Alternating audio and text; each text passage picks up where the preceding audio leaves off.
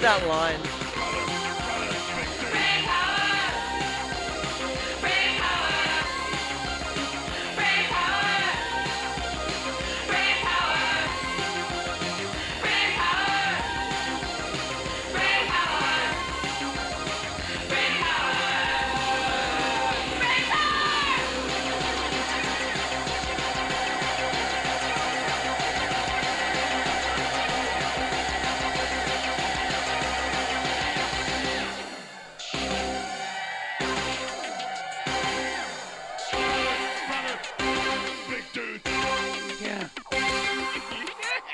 Hello and welcome to the show. I was ready. I was totally ready to go. How's it going? Hey, everyone. Welcome to the show. My dear friend, David Burnquist in the back of the studio. Everyone. Hello. Look, we got like a two-shot here, but let me go to the full screen. Full screen. How's it going? David joins us here from the Primal Pro Wrestling compound. I don't live there, but you know, that's where I see you. That's Right. where I know you from. I'm just getting up my chats here still. Brian joins us as well. Hello, my That's King right. Lord. I'm back. Welcome in, everybody. He's back. Yes. Back in the New York groove. That's right. Rest in peace, Ace Frehley. Yeah, rest in Rest in peace. peace. Rest in priest. Rest in priest. Oh, wait, he wasn't Frehley. in Judas Priest. He was in Kiss. Oh, that's right. Hold on. Yeah, he was in Kiss. Rest in peace. My night in Satan's service. That's not what it stood for, guys. That was the panic, though. That was That was that satanic panic. I found out my parents went to like a dozen Kiss concerts when they were kids. Like that makes sense. That blew my mind, but it does kind of make sense, It, right? It never like talks to you what they are and are going to be into, because like my mom saw Judas Priest back in the 70s, and was like how you really, mom? Like Yeah. Dude, rest in priest. No, Rob Halford's still alive. Still alive. Yeah. I know. We lost Dustin Hoffman. Who else did we lose, Brian? We didn't lose. What was his name? Wait, we didn't lose Dustin? Who was the no. consigliere? Not Robert Dustin. Duvall. Robert Duvall. Well, they were roommates. That's why I got it confused. They were roommates in college. Jesus. But then Jesse Jackson, everybody. I heard today. What? Oh, no Comes shit. in threes. I don't know who the third one is. Watch It's out. been coming in more than threes, man. It's been coming in multiples of three. I feel like You we've ain't lost lying. like at least 6 or 7 people in the last 3 months. It's a little bright in here. Excuse me, guys. But back to the guest of our show and the game that our guest brought in. What's up, David? Okami HD. David, you brought this in on the Switch.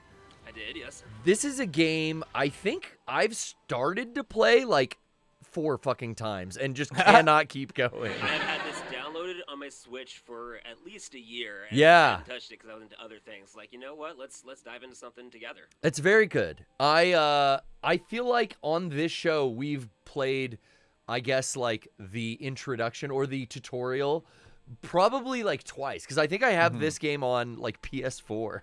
I bought that HD collection. Gotcha. But I am seeing now we got both chats up. You've got your own chat. I do, yes. Is it big enough for you? It is. I and they're blew saying- it up. they're Okay. saying to turn Oh, up it's my big mic. enough. Turn up your mic. Okay, cool. Let me do that. Hell yeah, dude. Keep talking. Yeah, Deekman, we were talking about how long Okami was before the show. Yeah, about This is 60 not a marathon hours. stream. We're not here to finish it. Yeah. No. Come on, it's the PPS. Yeah. Okay, how's Dave sounding now? Check 1 2. How we sounding? Give us a 1 in the chat Coming if you in like it. nice, on my side at least. Okay, I'm seeing 1s. We I'm good? All right. Well, actually, I'm not yet. I'm looking. I see Killer DLS and Deekman in there. Yeah, 60 to 80 hour game, which for an action adventure game, that's a selling point to me because I want my money's worth. You know? that's how I feel. I mean, RPGs, you're going over 100 hours, right? But action adventure, that's 80 hours is pretty high. Yeah. Maybe just get it a little closer to your mouth. A little closer there. There we go. Okay. Kind of hear myself there. There we go. This There you is go, meant there to you be his version of Zelda. This is like You're right. his take on Zelda.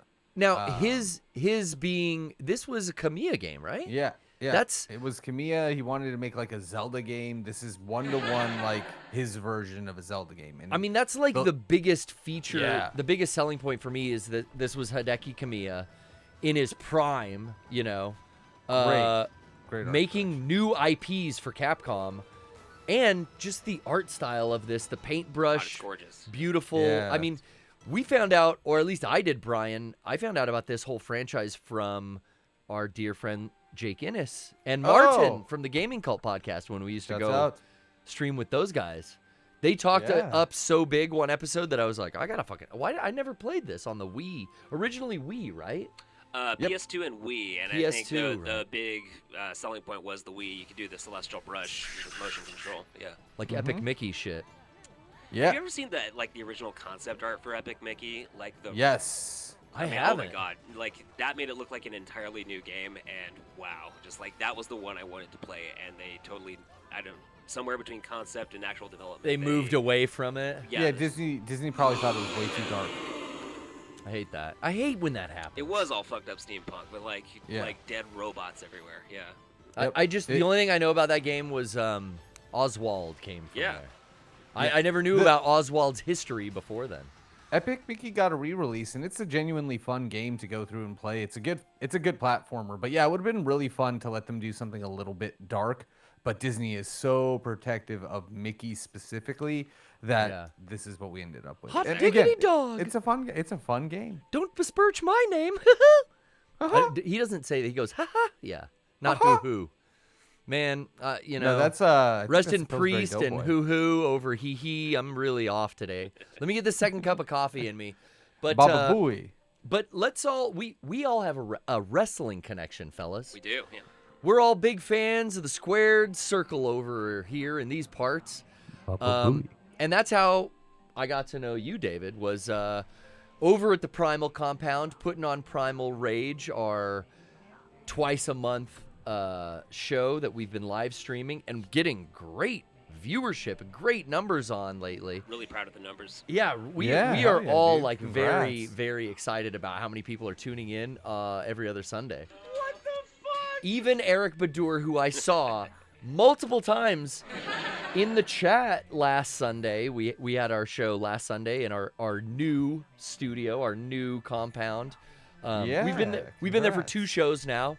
But man, that first show was like, for me, the most stressful, hardest I've ever worked on a show. Even harder than like Terror Dome or the other on location AleSmith Brewing shows. I don't know what it was. It was about like moving all the equipment over. It was like working all the kinks and the bugs out. And the stream went down halfway through. But last Sunday's show, mwah, it was flawless. Stream good. stayed up in 1080 the whole time. Hell yeah. We fixed our mic issues. The wrestling was insane. The last match, I don't know which you refereed. I should say also, if I didn't at the top of the show, David is a referee. I do think you left that out. Yes. Did I not say that? I was getting to it, but To be fair, I might have hijacked your conversation when I said, "Oh, I wasn't living at the compound." yeah, that's true. You know who does? I feel like Antonio Rivers lives at the compound. Every time I'm there, it's like, oh, he's got skin in the game. He Yeah. does. There's Antonio. But yeah, Brian's come out to help at a couple of rages. But Yeah. you're there working, I would say, every rage that we do as a referee. Everyone I can, because Yeah. sometimes it gets scheduled for shoot jobs. So You're also, I should say, refereeing around Southern California. What other promotions do you work with? I've done one ORC, and Okay. Nice. I'd like to get more. I've also done one MPW up in Chatsworth in the LA area, and that was important to me to get the LA area at least kind of crossed off.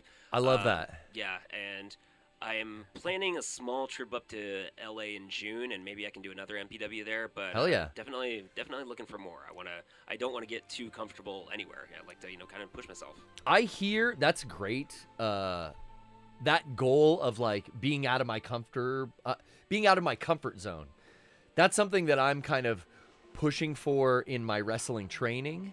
Mm-hmm. But yeah, the ORC shows, ORC One Ring Circus down here, but MPW, that's up in LA. I know a lot of our guys go up and wrestle there. And I see Eric Rebel Storm. Oh, I see Eric in the chat right now. What's he saying? I have briefly talked with James Angel, and that was a cool one to be on. So, Hell yeah. Hell yeah. Eric over there at AAPW in Austin, Texas, which we also have a connection because you lived for how many years in Austin? I lived 8 years in Austin, Texas, Oh right out of college, my God, and wow. AAPW. Shout out to the late great George De La Isla, Shouts out. who trained like Laney Luck, Ricky Starks, Ricky Saints, excuse me. Ricky Stocks. Yeah. But yeah, that was like that's where the champions come from, AAPW. Yeah? And Hell yeah. I have spent some time in that building they used to have over on Airport Boulevard back when Paul London was also training there. Hell He yeah. was running a bit of a school. I think he only put out one graduating class of students though, and I was like training to essentially be a manager at the Okay. time. And I took some basic bump training and Is that where you started your wrestling training? That is, yeah. Because that is something that I don't think a lot of people know. Referees in, WWF, I still call it WWF, sorry, or AEW or whatever, down to the indies, like a referee has all of the training that a normal wrestler working the indie scene has too. A lot of the people that were in my kind of early training classes or my intermediate classes have gone on to become, we just premiered a new referee at the school, Vivi. That's right, yep. So shouts cool. out. But you started over at AAPW. No. I was in the area. Like, In that area, gotcha. And I hate to somewhat contradict your point about the training, but let me know because No. correct me. I'm a rare case. I kind of fell into this by accident. I started just doing odd jobs of hey, how can I help? Oh, we need you to just let me Do make sure music. make sure the hard camera doesn't fall over. Okay. That is a job. Yeah. That is a job. Yeah. That's there's security guard and then there's make sure the hard cam doesn't fall over.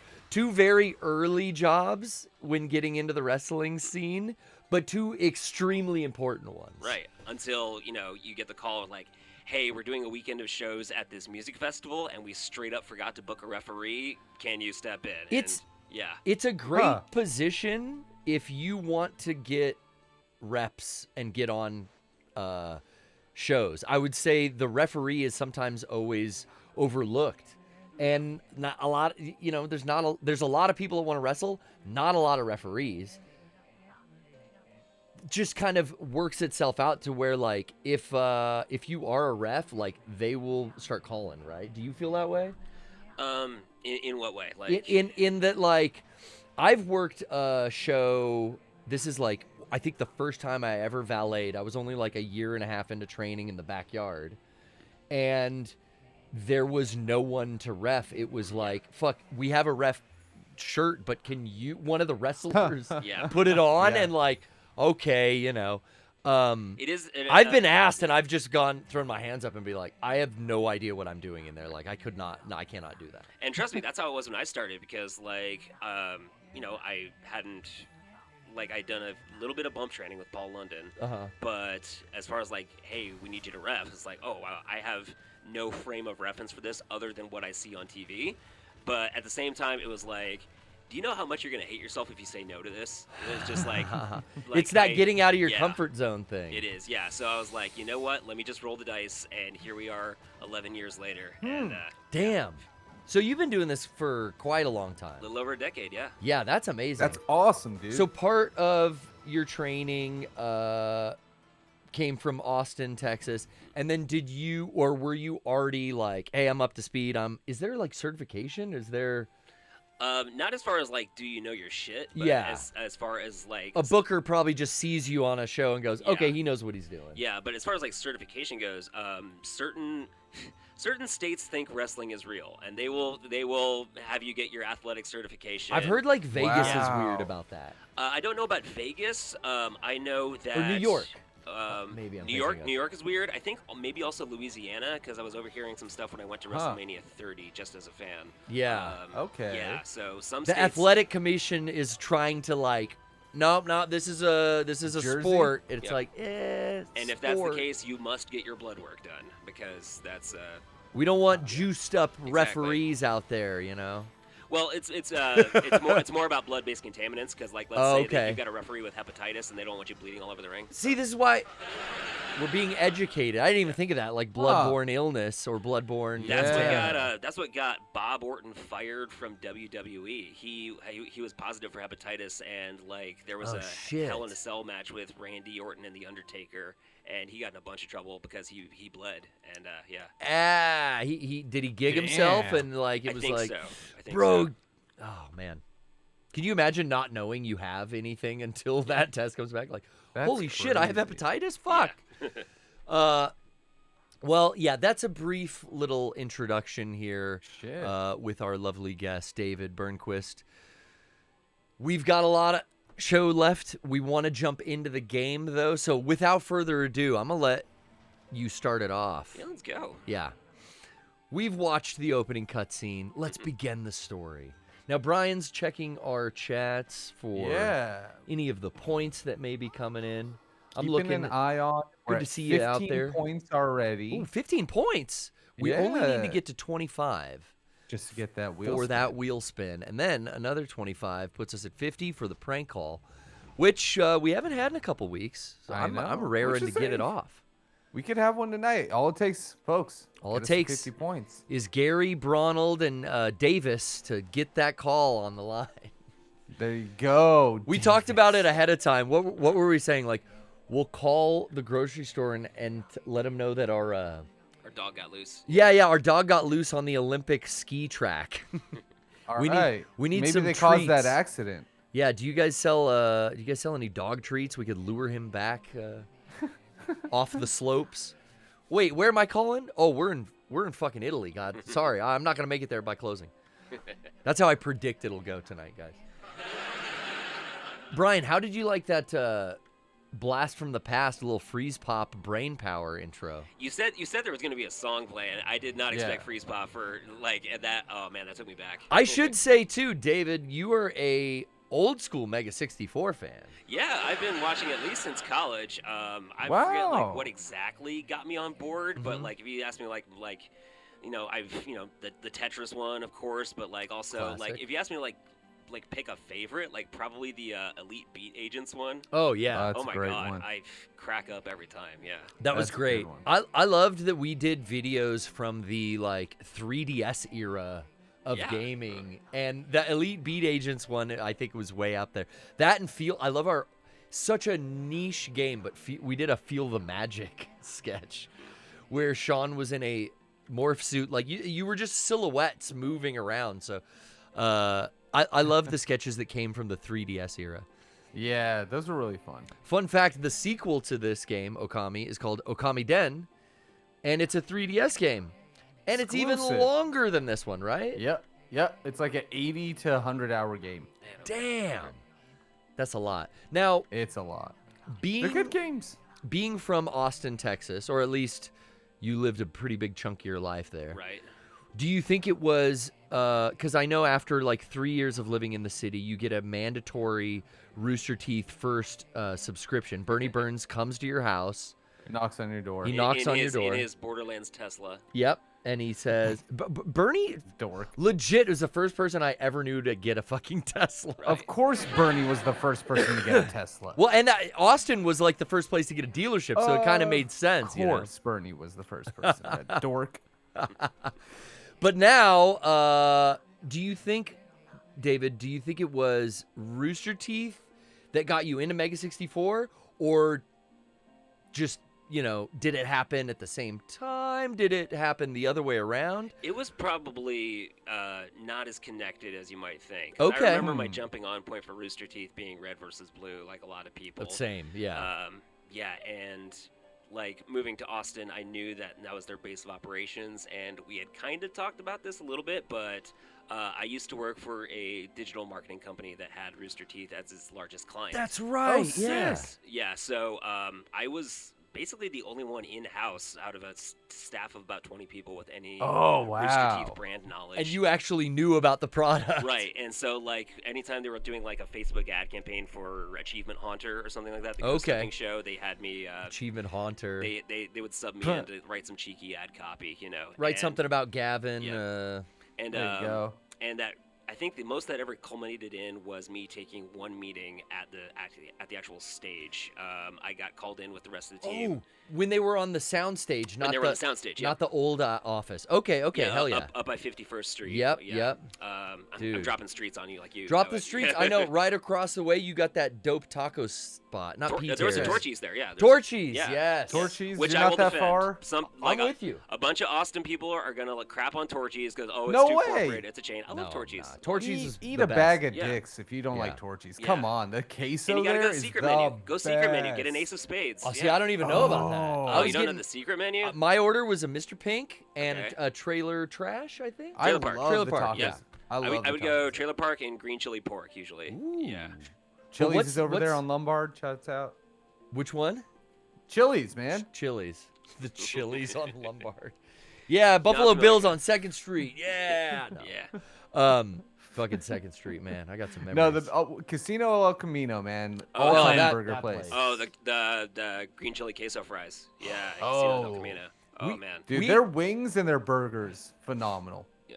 We had a period of our lives, Brian and I, where, man, we were going to RTX, Rooster Teeth Expo, like at least once a year.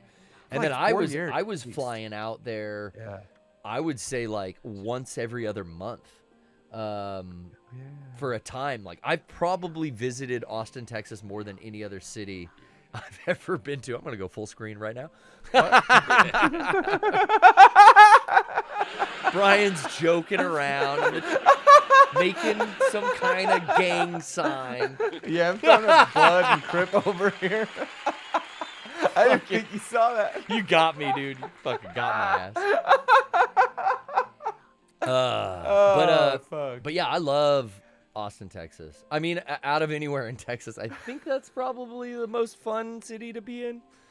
I mean, there's a cutoff point for me when I got there.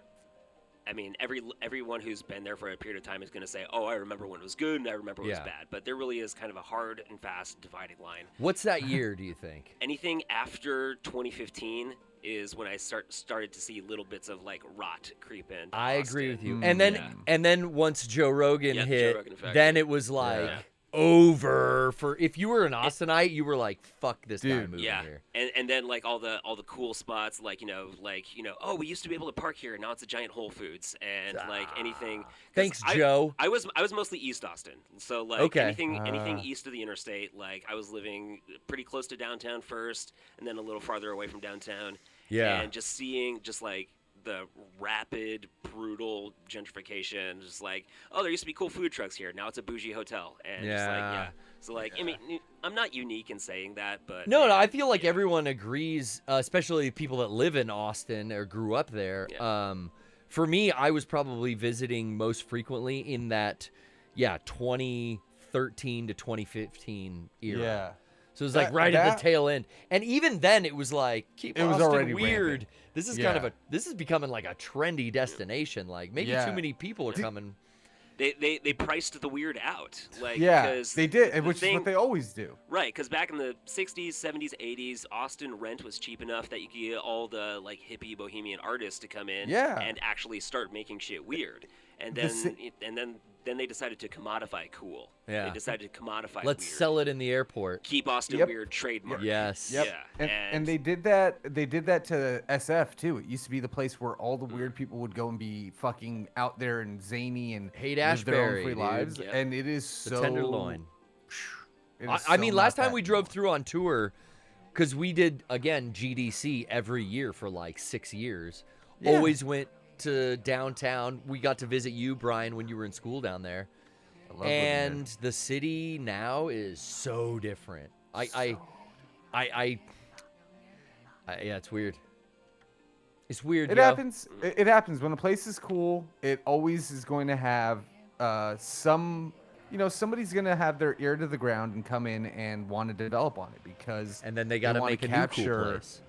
They want to capture that new cool place, and it's kind of, I don't know. It's like it's kind of up to us as people to like not let it go that way. But how do you stop Walmart from moving in next door? You know? Yeah, how do you stop that? Like, I wanted there to be like a secret congress of like Austin artists to like get together one night. It's like we're all moving to San Angelo. Like no one tell anyone. Just in Thief in the Night, we're moving to San Angelo or something like that. It's like when you said like, oh, we're gonna get a secret cabal of artists together. My mind was going Final Fantasy VII, like Avalanche. We're gonna blow up the reactor. Yeah. Wait, no, not the Capitol. No, we're not gonna bomb the Capitol. No, there's a giant Mako reactor in Frostbank Tower. Yeah.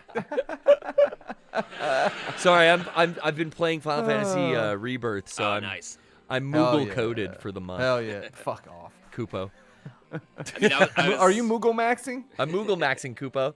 I mean, I was just telling the guys before we started stream. I've been Persona 5 maxing. So, yes. Because I just finished Persona 5 Royal, and how many hours did you put into that? So that campaign was 140 hours for me, and I am not even a little bit ashamed when I said I waited a couple days, and then I went right back into New Game Plus because like you son of a bitch. Yep.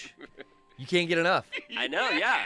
That's great. God, it's one of the best things I've ever played. I did that. I think the only game I beat last year was Metal Gear 3 Delta. Yeah. And I did the same thing. I was like, all right, let me play all the new features, new camera angles, new movement and everything. And then as soon as I finished it, I was like, really curious about going back. Right. And then when I saw the original title menu of the shadows doing CQC in slow motion, I was like, oh, fuck, I forgot how good. And I played another, I don't know, like 10 and a half hours of the legacy mode or whatever that was called. Chalice in the chat, that was a cute part. I thought I had to stay out of the cages, though, because, it's a cage. But I was like, no, go eat the cheese. It'll give you SP back. So, yeah, that was a fun part. I've been playing Tensei, Reload. dude. It's a Persona 3 Reload, I should say, on Switch 2. And that's been a fun game. I put that down for a bit. Is there an original Switch version or just Switch 2? I don't know, actually. I have no idea. If it's Persona 3, I feel like it would have been older and maybe on the regular Switch. Or is it a download, Brian? Just Switch 2 for that one. Thanks, Jared. Oh, okay. Jared, yeah, we got the cheap-ass gamer in the chat. I think they released P3P, the portable one, the portable version of it. But OG is on Switch. There you go. Yeah, okay. Jared confirms what I was about to say. So yeah, but I love Persona 3. That's probably my favorite of the series. And that was really fun. But then, I got Metroid 4 for Christmas, and I'm literally on the final boss. Wow. And, man, that's been fun. I got warned about certain things that I should collect along the way, so I didn't have to deal with it all at the end. But, aside from that being a good little warning, I didn't have a single problem with the game. Eric loved Metroid Prime 4, says Jared. I loved it. I think it's one of the more fun games that came out last year. Okay. And it's not like, I don't want to say it's like the best in the series or the worst in the series, but it's up there with all of the other games in the series. I mean, it's really fun. I need something else for the Switch 2 because legit all I do with my Switch 2 is play Switch 1 games on it, which is all I did with my PS5 when I got it too. Did you jump on Bonanza? I didn't, and it's like I just knew I didn't have time for it, and I knew that it's never getting a price drop. So my goal was I'm gonna buy it used at a gaming convention at some point down the road when I have some time. But I knew Bonanza was good. I mean, it came with Mario Kart World, right?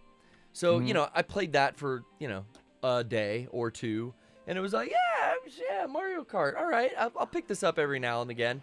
And I just haven't. It's just like, all right, let me put some of my old Switch games in here. It's like, ooh, I forgot I had Final Fantasy, whatever, the one with Zach. Oh yeah.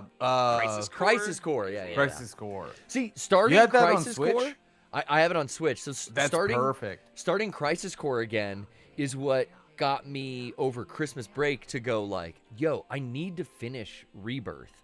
So then I started playing on my PS5 and picked up my save where we were last week in the Golden Saucer. And I've been that's the one thing at night. It's like, okay, I'm going to put at least a half hour into this game every night. You know what I'd like them to take another crack at if we're revisiting the Final Fantasy VII Extended Universe? Yeah. Dirge of Cerberus. I thought so. Hell yeah. It's not as good as you remember it. You gotta give it up to Vincent, man.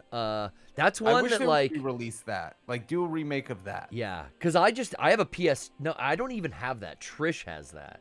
I got to be real nice, and maybe she'll let me borrow it and bring it on the show.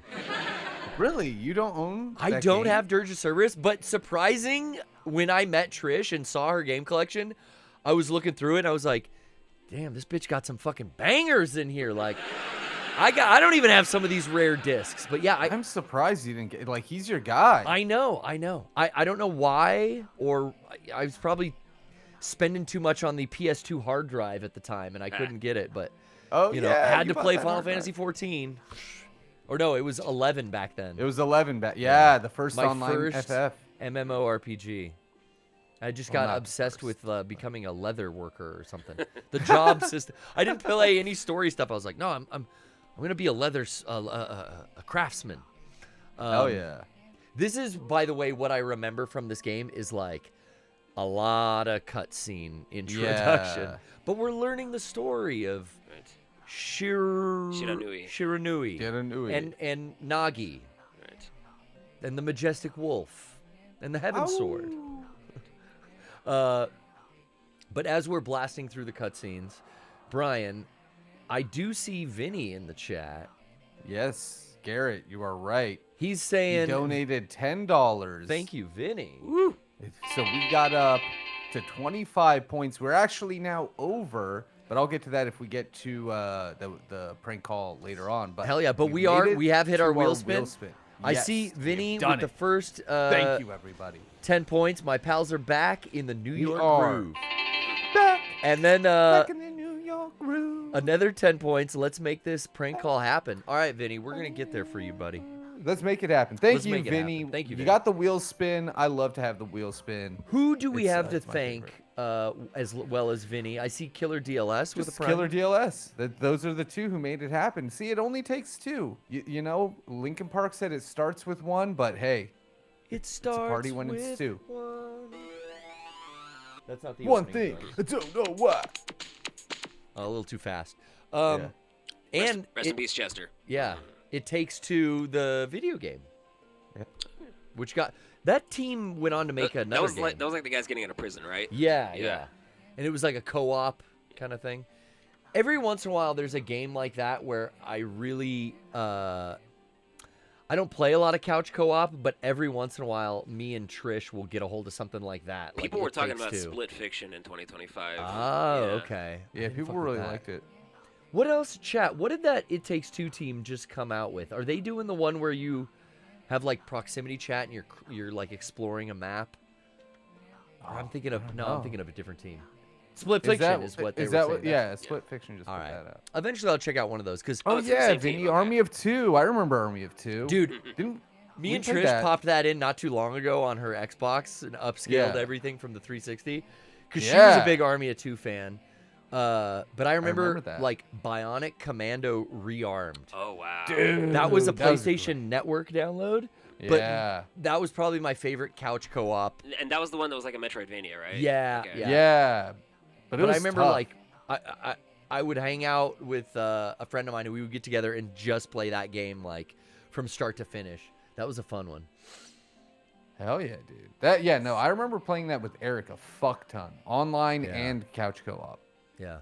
360 PS3 era was the best for online and couch co-op. The best and ever. We had time, especially with, bro. Yeah, well, we didn't especially have with PS Plus. Lives getting in the way, all these responsibilities. Well, yeah, that's what being in your mid-20s is all about. going over to your friend's house immediately after work and playing Borderlands 2 for 8 hours while drinking beer. You finish your day's work at college, you go back to the dorm room, and Modern Warfare 2 is just waiting for you.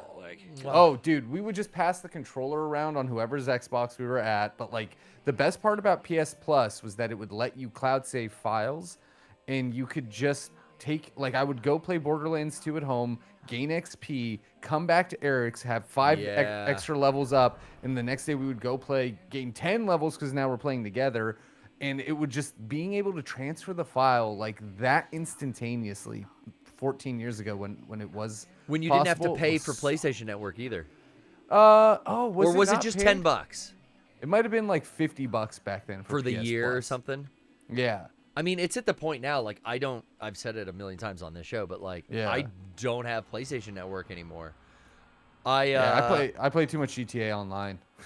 That's the one thing, Brian, when I see you online, like when I see you and Jasmine playing, Yeah. part of me is like, damn, dog, do I want to sign up and fucking jump in? It's so much fun. Oh, my God. I can't stop playing it.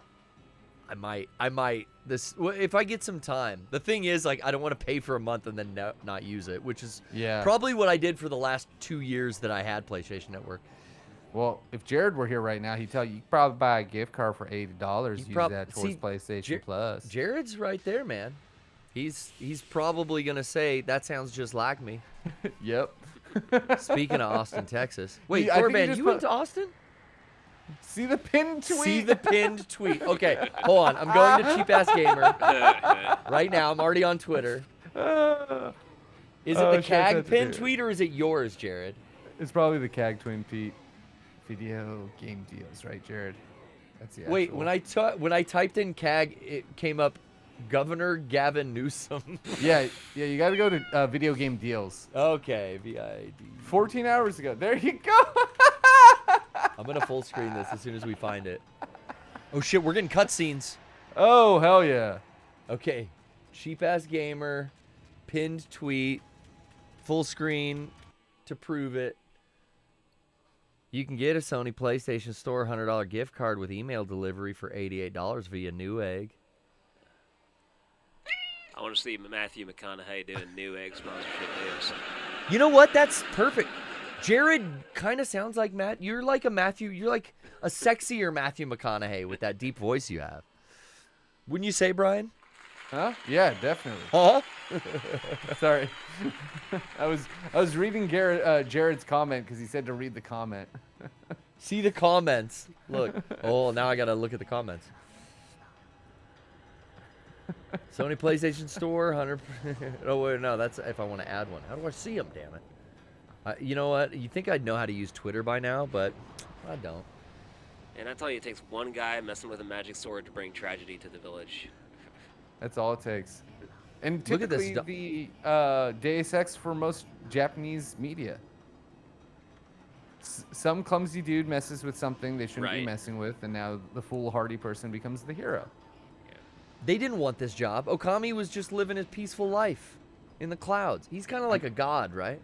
Yeah, the sun god. The sun god. She is the sun god. She. Yeah. What a good girl. Took me forever to realize that it was a female, that it was a bitch. Oh, come on. If it's good for the pup, it's good for the bitch. Isn't that in Harry Potter? If there's something wrong with the pup. Yeah, Harry gets all super pissed at his like adoptive uncle's sister when she comes over to the house in like the third movie. And she's like, if there's something wrong with the bitch, there's something wrong with the pup. Jeez. It's like, damn. Yeah, that sounds like something J.K. Rowling would write. Order of the Phoenix. Yeah, but he Oxochrome. Harry like blows her up into like a big Mr. Creosote from from I'm not finished. She blows up and like floats out the window, and his uncle's all freaked out. Damn. Trisha's rewatching those again for the 100th time. We got boob physics in this game? Did you see that, Momo. Brian? They're Momo. It's Peach. Oh, they are peaches. The teaches of peaches, like Sex on the Beaches. I could eat a peach for hours. Hell yeah, dude. But yeah, back to Thorban's very informative CAG tweet. He'll help you yes, the first pinned or the pinned tweet is the gift card deal. But look at that, you can use it on PS Plus. Yeah, it goes into your wallet. That's awesome. fucking brilliant, dog. You got to follow. You get 2 of those. You pay for. You save like $24. I might just do that. We got a good dog alert. Okami. These two get along great. How do you say that? Sakuya? Sakuya. I would go, if I didn't have any help, probably Sakuya, which I get shit wrong as a fucking lifestyle at this point. If I could be a total nerd about it, like please.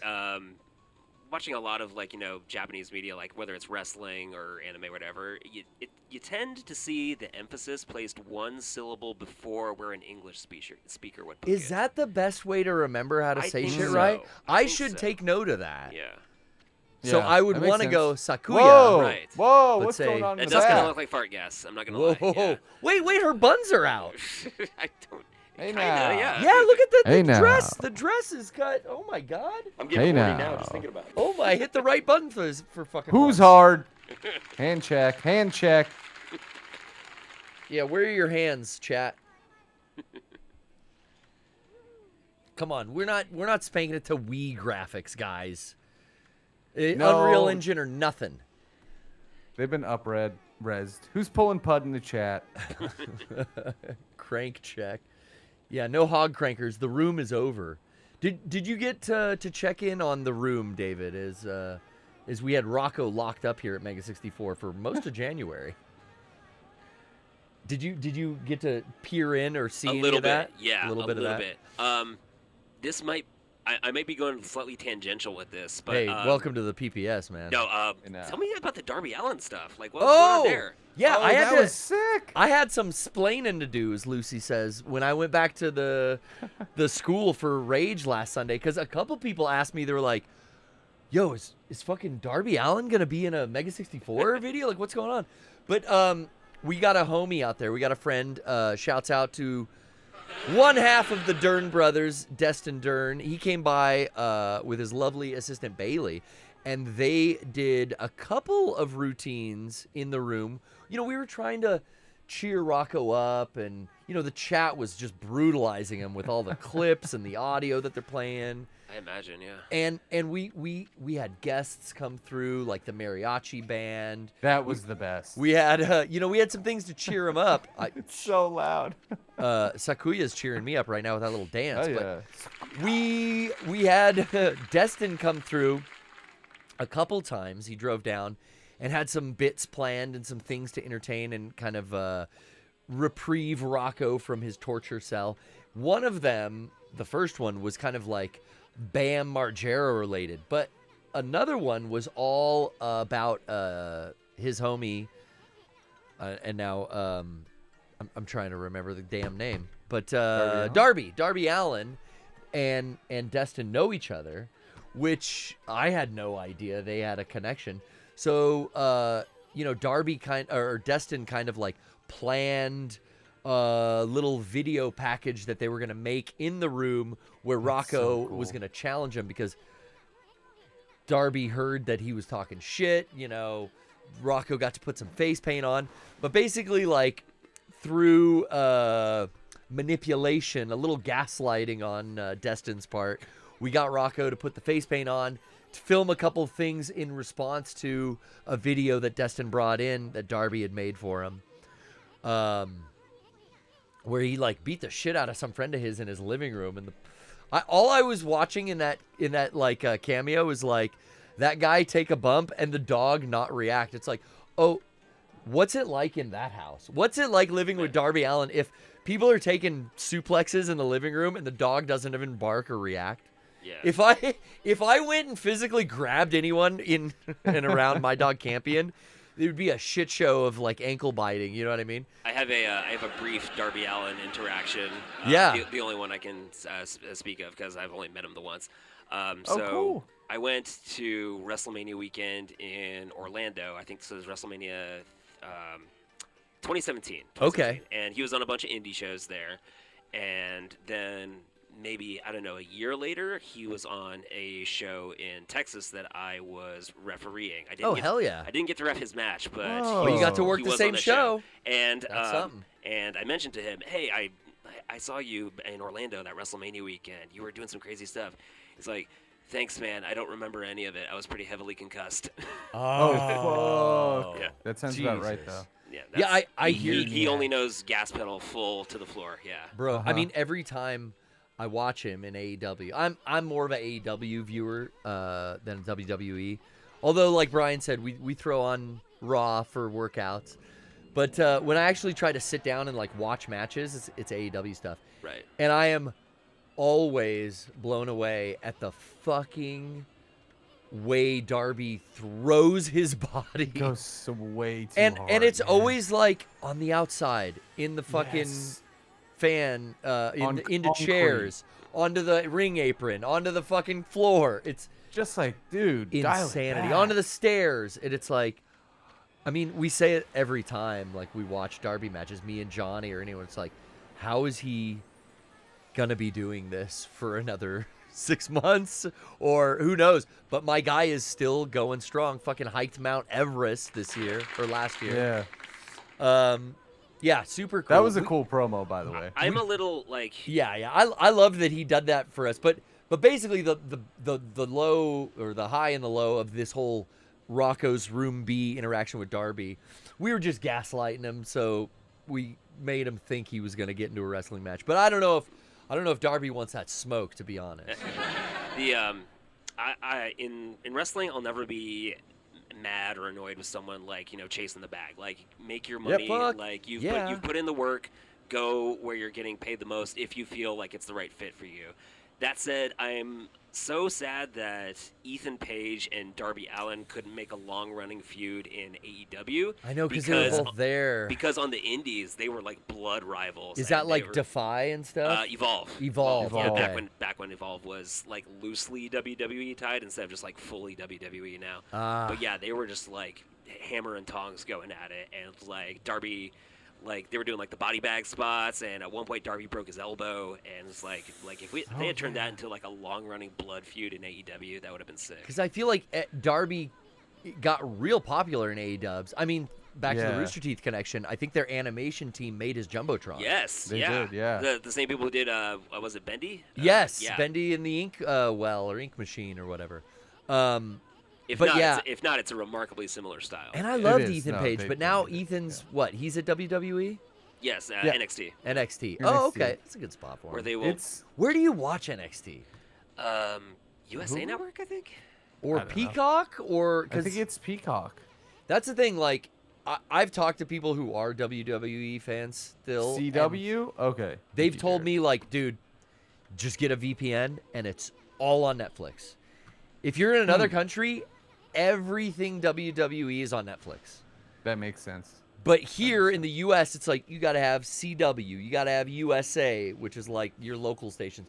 You got to have Netflix. Then you got to have Peacock There you go, for Hot like Dog premiere stuff. It's so easy being an AEW fan. It's like, oh, it's all on Hulu or HBO. It's like, oh, you got two, and you even have two options there. You know. That's great. And AEW's got the fucking luchadors, which is so much of an interest of mine, is like watching the lucha shit.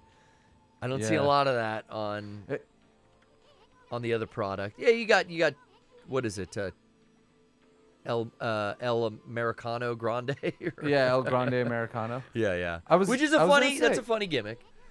Isn't this game the game that copyrighted loading screen mini games, so now no other game can do it? No. Because can't you press A during the paw prints and it makes bigger paws, and if you hit all three, you get like a 1-up or something? I don't know anything Or about that. am I thinking of something else? Because I remember the first Splatoon was ingenious with its loading mini games.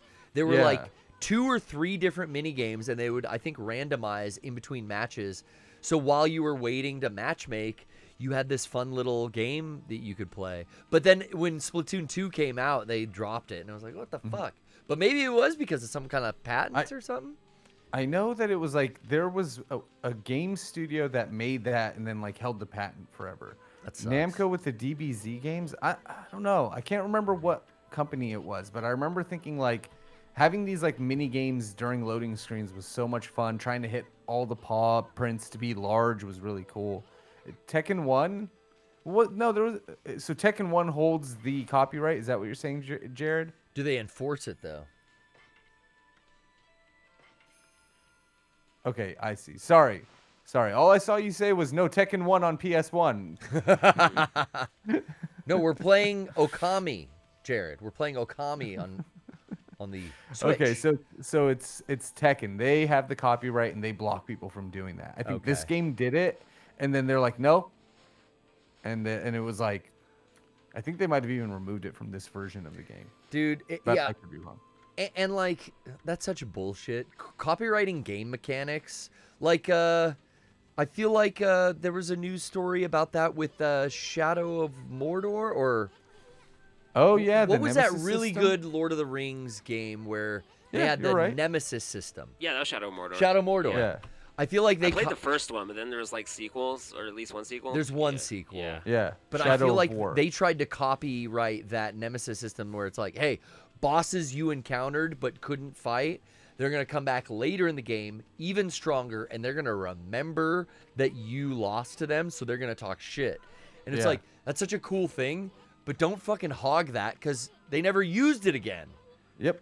They But used it for they one developed- sequel and then like nothing else. They developed the system. It was originally going to be a Batman thing. That's right. It was going to be part of the Batman because it was WB Games, and yeah. and they produced that because WB now owns New Line Cinema, and yeah, now nobody else can use that system, and they haven't done dick all with it. This game is So- such a great example to me of using an art style to hide your graphical limitations. Because I feel like PS2 and Wii era, it's like we had HD graphics. Well, on PS2, I think you could get HD. Yeah. It amazes me that the Wii didn't have a fucking HDMI port. I forget that sometimes, and then it's like, oh yeah. Holy main bonus, reason to it's buy a not even Wii the U. weekend. But this game has such a beautiful and paintbrushy art style, and just looking at all of this now, this could be a fucking PS5 game, and because it has this art style, it's like, oh, it doesn't need to have those crazy realistic graphics or, some insane lighting engine or anything. Like, the medium is the message, We're going across, we're painting. It fits the era of Japanese storytelling, like with the brush stroking kind of animation. The And watercolor look. yeah, everything about this fucking game is a work of art. Yep. And a lot really- of people forget this one when they're talking about Kamiya's bangers. It's like everyone talks about Resident Evil 2, Devil May Cry, Yep. but this one's fucking up there, man. It's genuinely a good game. It's like one of the more fun games that you can play. It's got a lot of depth to it. There's a lot you can do, a lot of collectibles. If you like yeah, all the Zelda different games, power-ups. yeah, I mean, this is just Zelda. It's a Zelda game. It Yeah. really is like I've never almost thought about it that way. unabashedly a Zelda game. I think he literally says, "I wanted to make my own Zelda game, so I made Okami." And he took like a popular story from Japan, the story of Orochi, and and these Adapted different it. yeah, all these different like gods. All of this is part of like the just Japanese culture, and yeah, just how it looks and the fact that it upreses so well on the PS. No, you're playing it on a Switch. But it's on. But imagine everything. this thing on a PS or on a Switch 2 probably loads faster. I It don't know. loads a little faster, Does- but I mean, this game's maxed out in terms Right. of what it can do. It's right? a PS2 game. It's probably already at 1080 60. We don't have to unlock any frames or anything. Yeah, I mean that system, the PS2 ran things so beautifully. They did, like you said, they did a very good job of creating an art style, and Yeah. I love it. I love that they did that and they kept it going. Because like honestly, you go back and you play a lot of these other games like Siphon Filter. It's like, dude, this does not look as good anymore. No matter how good it looked back then, Yeah. it looks not the same. This playing with their limitations, like keeping them in a box of like, graphically we can only do this. It's like, well, hey, let's give it this cell shaded art style. That was a way to kind of save resources with cell shading when that kind of came out. But I never played a cell shaded game as beautiful as this one. Yeah, I mean, Wind Waker is gorgeous, absolutely beautiful. What? I'm not a fan of Wind Waker, dude. I totally get it. It's probably mechanically one of the best Zelda games, because of how fun the combat is, how in depth it is, and just the amount of stuff that you can do with it.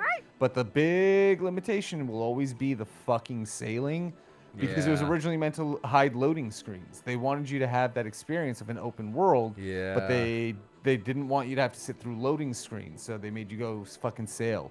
Wasn't there something in the Metal Gear Solid games like the elevators hide the loading screens? Yeah. Oh yeah, the first like elevator. When you're climbing up. Yeah. That makes total sense. I never thought about that. Yeah. For when me, you're it was going just up the ladder. always, a door opening, the suspense of Resident Evil. Yep. Oh my god! And then I realized, at a certain point as a teenager, like, oh, that's hiding a load. Like, that's so smart. I thought I was just building anticipation. Like, what's behind this door? Oh fuck. See, but that, like you were saying a second ago, that is when I think game development is cool. It's like you lean into your faults and make them part of the game. It helps to create, it makes it feel like it's intended to be there. And I didn't think about it being a loading screen forever, even though it's a 15-second clip. Yeah. And they're just loading all the assets and it's opening the door. And it does build that suspense for you. It's also, on the opposite end of it, when you go in the room and you realize there are 8 fucking zombies in the room and you're like, nope, and you immediately go back turn out. around. It's that moment of okay, I have a second to rest, before I might get jumped, and then you can get into the next room without as much fear. But I remember using those as moments of rest because it would be so fucking crazy. So, David, you talked about getting through over 100 hours of Persona 5 and jumping right back in. Yes. So are you, would you say, more of an RPG fan, single player video game fan, or do you run the gamut? Do you play multiplayer? Do you play... I'm pretty much... Okay, so growing up, it was pretty much just all single player for me, which is what led me to RPGs in the first place. Sure. When I picked up Final Fantasy X back in high school, which I bought from a friend for $10, plus the Brady Game strategy guide. So, it came with a game guide. Yeah, it did. Hell yeah, dude. Absolutely. So I was a Prima guy myself. There you go. Yeah. But yeah, so a lot of RPGs, a lot of racing games. Eventually, I remember being really pumped when Resident Evil 4 came to the PS2 because that meant that I was finally getting into Resident Evil. Yeah. And so it's been mostly single player all my life because, honestly, the quickest way to grab me is story. So, Same. Yeah, it's not impossible to convey good story through online multiplayer, but it's is that what you're really there for? It has its fun, right. I had my era of Halo 2 with buddies, and then Call of Duty Black Ops with buddies, and every couple of years there was something. Splatoon was probably the last one where it was right. Man, I cannot wait to get home and just fucking mindlessly load into matchmakings. Right. Mm-hmm. I did start dipping my toes into things I could play multiplayer on Switch, like F-Zero 99 or Fortnite. And, Okay. But it's really just, I find myself going back to single player stuff more often than not. For me, it's the same. Yeah, and Me too. actually Persona 5 Royal was my first JRPG in years because I just for some reason I just kind of drifted away. I was I wanted something that I knew I could sink my teeth into and something that was universally liked. So I find it hard to. It's I feel like I only have enough time for one RPG at a time in my life. Yes, Almost I'm the same. one RPG every 5 years. It's so, and growing up, being hooked on the first RPG that I played was Final Fantasy VII. Gotcha. Oh, So, really? That was the first. I'm trying to think, I never played any of the Super Nintendo, because I didn't have a Super growing up. I went from NES to Genesis, and I didn't have any Shining Tears games, and I don't think I played an RPG, especially not a JRPG, before FF7.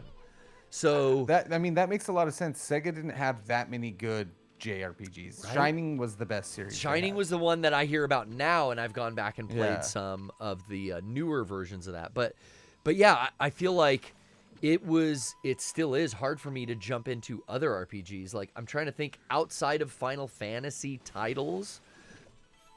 I've played some other Square RPGs like Bravely Default. I've played, I want to say Pokemon. like I've never finished a Shining game, but I've played like 2 or 3 of them, like on the 3DS when they were coming out. Those are fun.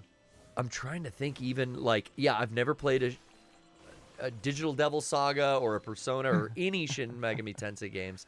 I've always been overwhelmed by like, ooh, I'm not getting into a new I play Final Fantasy. I can't.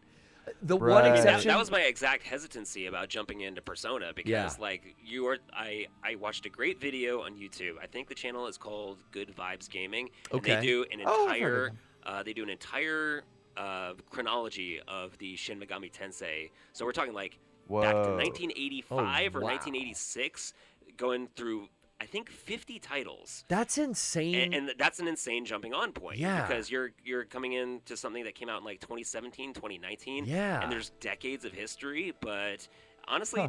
if you just take the leap and then like if you get more curious, Well- like then you can kind of go back because it really is interesting to see like what they carried from a 1985 computer game that was based on a novel and what they still like gameplay mechanics they still take into modern console gaming. It's insane. We were talking with Rocco earlier, and it blew my mind that you were saying, because he's got his Virtual Boy set up in there for the Switch too. Nice. You were telling me that Shin Megami Yeah, the Tensei? first Shin Megami Tensei, I learned this from the video. The first Shin Megami Tensei title that got localized for the U.S. was a Jack Frost spin-off for Virtual Boy. for a NES Virtual Boy game. That Wow, blew my Jack mind because Frost. I started seeing that guy's name on games back when I'm probably thinking of like Digital Devil Saga was like the first one I ever saw, and I just went like, weird name for a game. It's like, and who's this guy? His name is in front of everything. But most of my friends pushed me to play, I want to say, was it Persona 3 Golden? It was like a PSP 4? game, or was that Persona 4? It might have been 4. Persona 4 Golden sounds With right. I don't know. Chie. Everyone was about Chie and her haircut. Oh, okay. But that was one where I even for a moment was like, yeah, maybe I'll check out these Persona games, but I still never did. Yeah, I mean, I think you get one that you're into, and that's kind of how it is. Like, I'm into 3. I got Reload. It's perfect for me to go back and be nostalgic of watching Dominic play that years ago. Yeah. You know, when we were in college, and then getting all the quality of the life upgrades and experiences that you don't have to go through again. Like, there's so much shit that, like, old RPG shit, like, you can only save here, or you can only exit and never go back into the room, and all these kinds of things have been fixed, and it's really nice. I want to say the only other RPG franchise that I have beat, aside from a Final Fantasy game, was it Xenosaga. Or am I thinking What of about Pokemon? What? Pokemon. Pokemon counts. I mean, Yeah, that's true. I've beat Red, Blue, Yellow, and maybe Leaf Green, I want to say. Oh, nice. I forgot about those. Those are JRPGs. Yeah. It's just, I mean, I didn't even play them on the Game Boy. When I played Red and Blue, it was on a fucking floppy disk with an Wow. Hell yeah, PC dude. emulator. Damn. Yeah, I love that fucking Game Boy emulator. What Yeah. a great fucking thing it was. But yeah, that what was it again? Xenosaga? Xenosaga. Well, there was Xenosaga and then there was Xenogears. Like what? So I never what was played that? the Xenogears, but yeah, when Xenosaga, or am I thinking of the wrong one? The one with all the British voice actors, and the Monado was that red Oh sword. no, that's Xenoblade Chronicles. Xenoblade Chronicles. Okay, yeah. Be warned. That's what we were looking for. That's like the only other JRPG that I really connected with, and Bravely Default, but essentially it's a Final Fantasy game, right? Brett It's jumps Right. in the chat, and the first thing he says is Final Fantasy Type 0. Yeah, that's his jam. That's his jam. Shout out Smash Villain. What up? Brian, we both got that and played. That was where they were like in Harry Potter school. Yeah, Final they were Fantasy like, Type There's 0. like 9 different fucking characters you could play as. I and started it and got real overwhelmed, Brett. Sorry about that. It was a fun. I mean, I played quite a bit of it. It was also the only way that you could get. Was it the demo for Final Fantasy 15? That's why I bought it. It was That's that why a fucking lot demo of people for 15. bought it. Yeah. They knew what they were fucking doing. I mean, shit. That's They why I needed to bought recoup their loss. Zone of the Enders was for the Metal Gear 2 demo. Yeah. Nice, Right? Yeah. $60 demo. That's right. Well, I do want to get to our first caller, Brian, and then we got to get that wheel spin. All right. But I'm going to drag in Marshall, who's been waiting do it. patiently. Marshall is coming doing, on the Marshall? air. You're chilling with Brian, myself, and David Burnquist, referee extraordinaire in the SoCal scene. Hey guys. Hey, guys, you're on the air. Marshall, whenever you want to Howdy, gang. Hey, what's Yeah, happening? Correct. Thank you. Howdy, gang. Howdy, howdy. How you doing on this kind of wet and windy Wednesday night? Snow day for me over here. So. Oh, shit. Where you calling in from? Flagstaff, Arizona. Arizona. And it's snowing in Arizona? Oh yeah, Grand Canyon, higher than Colorado and What shit. the fuck? Dude, the Grand Canyon, what a beautiful place. Full of mystery and wonder. Oh yeah, that's you guys pulled through on the tour, right?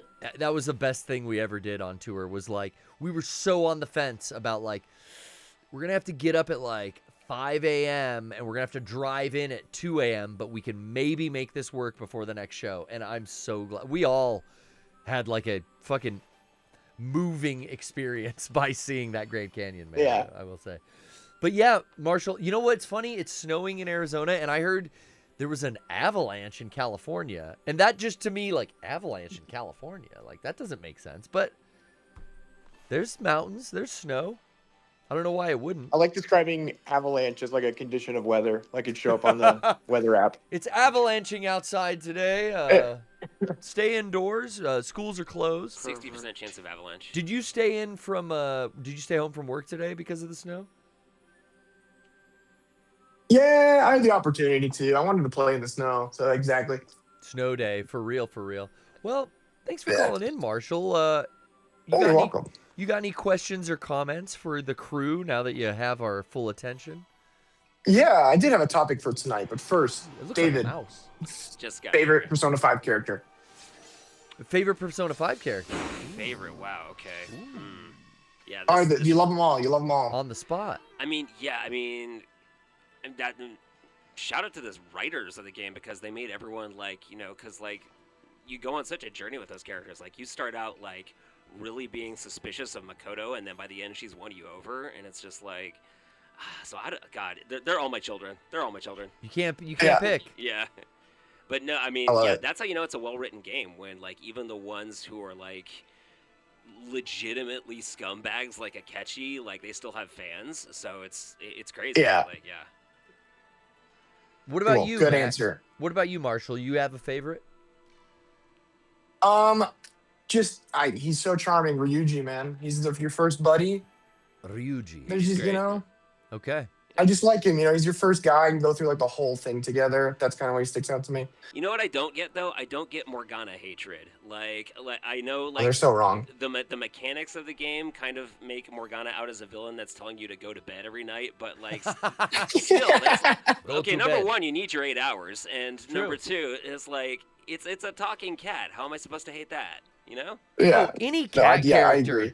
Yeah. Any cat character I'm instantly in love with. Even if they're a Shinra spy, Cat Sith. I'm letting you in the party, baby. Dude. But you were right. You do need your 8 hours. And Yeah, Morgana's just here to help. yeah, she's trying to tell you, Go in your room. Get in your room and be quiet.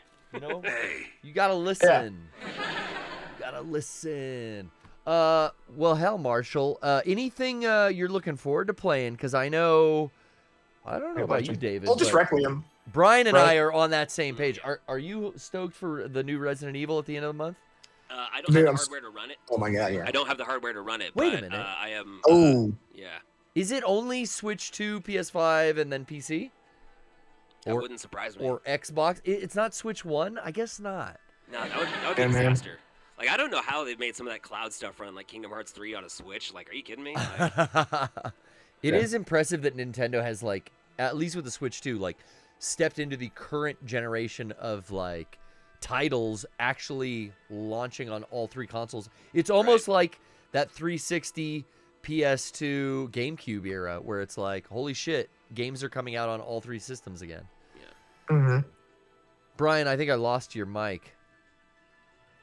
Do we have you? Yeah, we can't hear you, Brian. I'm here, Brian. Just loud and clear. It's just you and me, buddy. Can you hear him, Marshall? Yeah. Yeah. How did we lose him? I'm gonna. I mean, he's like saying you stink and stuff, though. So I don't. It's got to be on my end then if Marshall can hear him. Yeah. That's fucking wild. Brian, maybe like jump out and jump back in? I don't know. That's odd. I mean, you're saying some mean stuff. Anyway, while we're waiting, Marshall, did you have any final thoughts for us What before kind of we let topics you you go? got? Yeah, I can hear you now, Brian. This is weird. That was weird. I was like bringing up all these points and shit. I was like, well, don't you have to go to sleep in every Persona game? And Right. I'm like, why is nobody responding to what the fuck I'm saying? Yeah, we were I ignoring see you. that I see that my input's going, but nobody's hearing me. Sorry, what were you about saying, dude? But now Sorry, I Marshall, think go we ahead. lost Marshall. It's like we can only have one Discord caller on air at a Is that what's time. going on? No, because Marshall, talk. No, I can't hear him, dude. How fucking weird. Well, thank you for calling in, Marshall. Yeah. Fuck.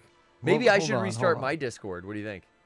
Maybe, yeah, that might be a good idea. Okay. I don't know. it's so Marshall, fucking I'm weird. sorry we lost you, but actually here, I'm gonna kick Huh. Brian back into the waiting room, and I'm gonna get your final thought, Marshall. Then we're gonna restart Discord. Okay, sit Here we tight, go. Brian. I'll be right back. Okay, no. Hey, Marshall, you there still? No, now we can't hear him at all. All right, I'm gonna Marshall, you there? Nada. Oh, dude, you got golden power up. Got the sword finally. Hell yeah. Okay, I'm just gonna restart the whole dang thing. Here we go. Discord can be finicky. It can. But you know what? It works pretty good for what it does. It's interesting, too, how the consoles have integrated it.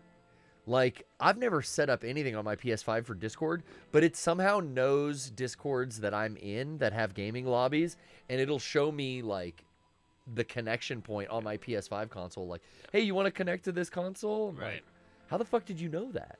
All right, Brian, we got you back. I'm giving you my XSplit screen once again. And by the way, Brett, thank you for being the one who convinced me to pull the trigger on Persona 5 because, like, you were the only one who responded on Blue Sky when I was like, hey, should I give this a try? So, yeah. And basically the entire He was the one, huh? Yeah, Smash Villain. Yeah. Oh, and now Discord has forgotten my settings. Man, God. So let's try It's that not one again. thing, it's another. Check. Mic test. No, it's not working. So I added Brian back in. Brian, you can't hear me, huh? Fucking hell. Hold on. I'm going to restart everything.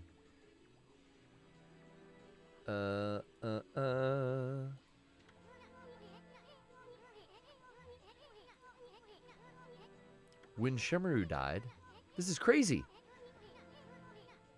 Shira Anugi and Nagi? It's just like the legend. Browser requires interaction. Okay, I'm interacting. Okay, I got my mic back. Brian There we go. Brian could probably hear me again.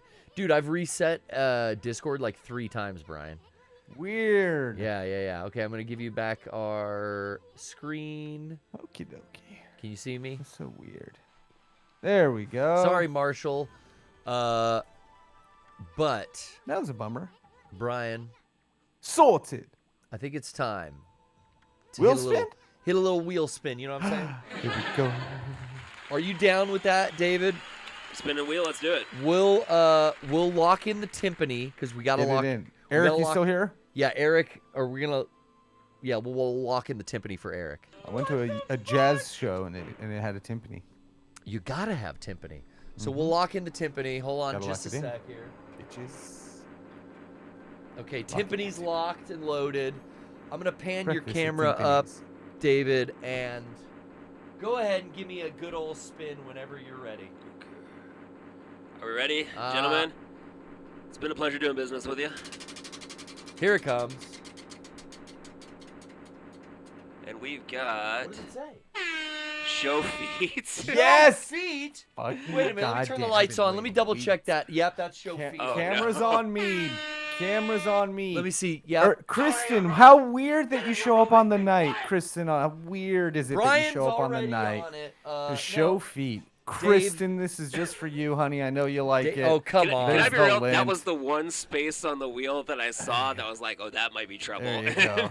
There you go. you David, little we freaks. don't You require little suckers. guests to show You little feet. suckers. You know, How about I keep the socks on? if you got the socks on, hey, buddy, There you go. You little whatever freaks. you're You comfortable little with. dirty But fucks. you know, Brian and I, we give the Bet you people wish what my they mic was want. off now. Now I can give you ASMR if you guys are listening to this on headphones like that. You get both feet. Brian, and Look at that that, got you us a hype dirty, train. naughty little Jesus, I'm getting babies. horny now just thinking about it. Brian, I'm naughty seeing fucks. what is that? A little. You got black socks? I'm seeing some lint in there. Oh, I definitely got some lint. You guys want me to lick it?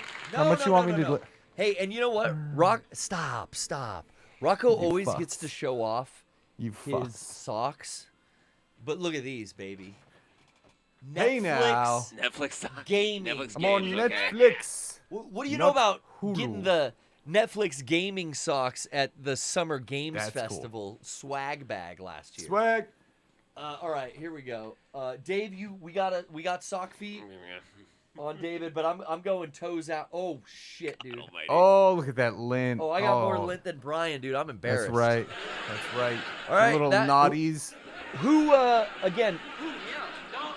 Is anyone jacking off to this button now? Who are the perverts that got that wheel spin, Brian? Who were We those got perverts? that. We It want was names Killer and addresses. GLS and Vinny 2142 for that wheel spin. We're 35 points right now. We are 15 away from 50. If you guys Oh, want to try to help shit. us get there. So yeah, man. I'm sorry I have to roll down my pants. There you go, guys. You got to see feet. You little dirty Megasixtafarians. It's your fault, Marshall. You got us here. What's up, official May or Dinkus? Thank you to Killer DLS and Vinny, our two favorite perverts. Twitch, you know you wanted it. You know you were asking for it for weeks. Don't pretend. Everybody always pretends they don't want to see our feet. Show Feet is on the wheel twice, I think, as well, because it's kind of Oh, is it back up there twice? Did we? Or no, wait. Yeah, it is up there twice. I A lot of thought them you are pulled on. it off there because you were like, it's landing on there too much. We did have I think a year straight, and it became a topic on the podcast where Derek's like, man, every time I tune into the PPS, you got your fucking toes out. And he especially doesn't like open feet. Oh, no, man. Do you remember that one time Sean put his fucking toes on the doorknob? Yeah, I We'd did. have a meeting. All hands. All No. hands. all All feet. hands. All feet. Yeah.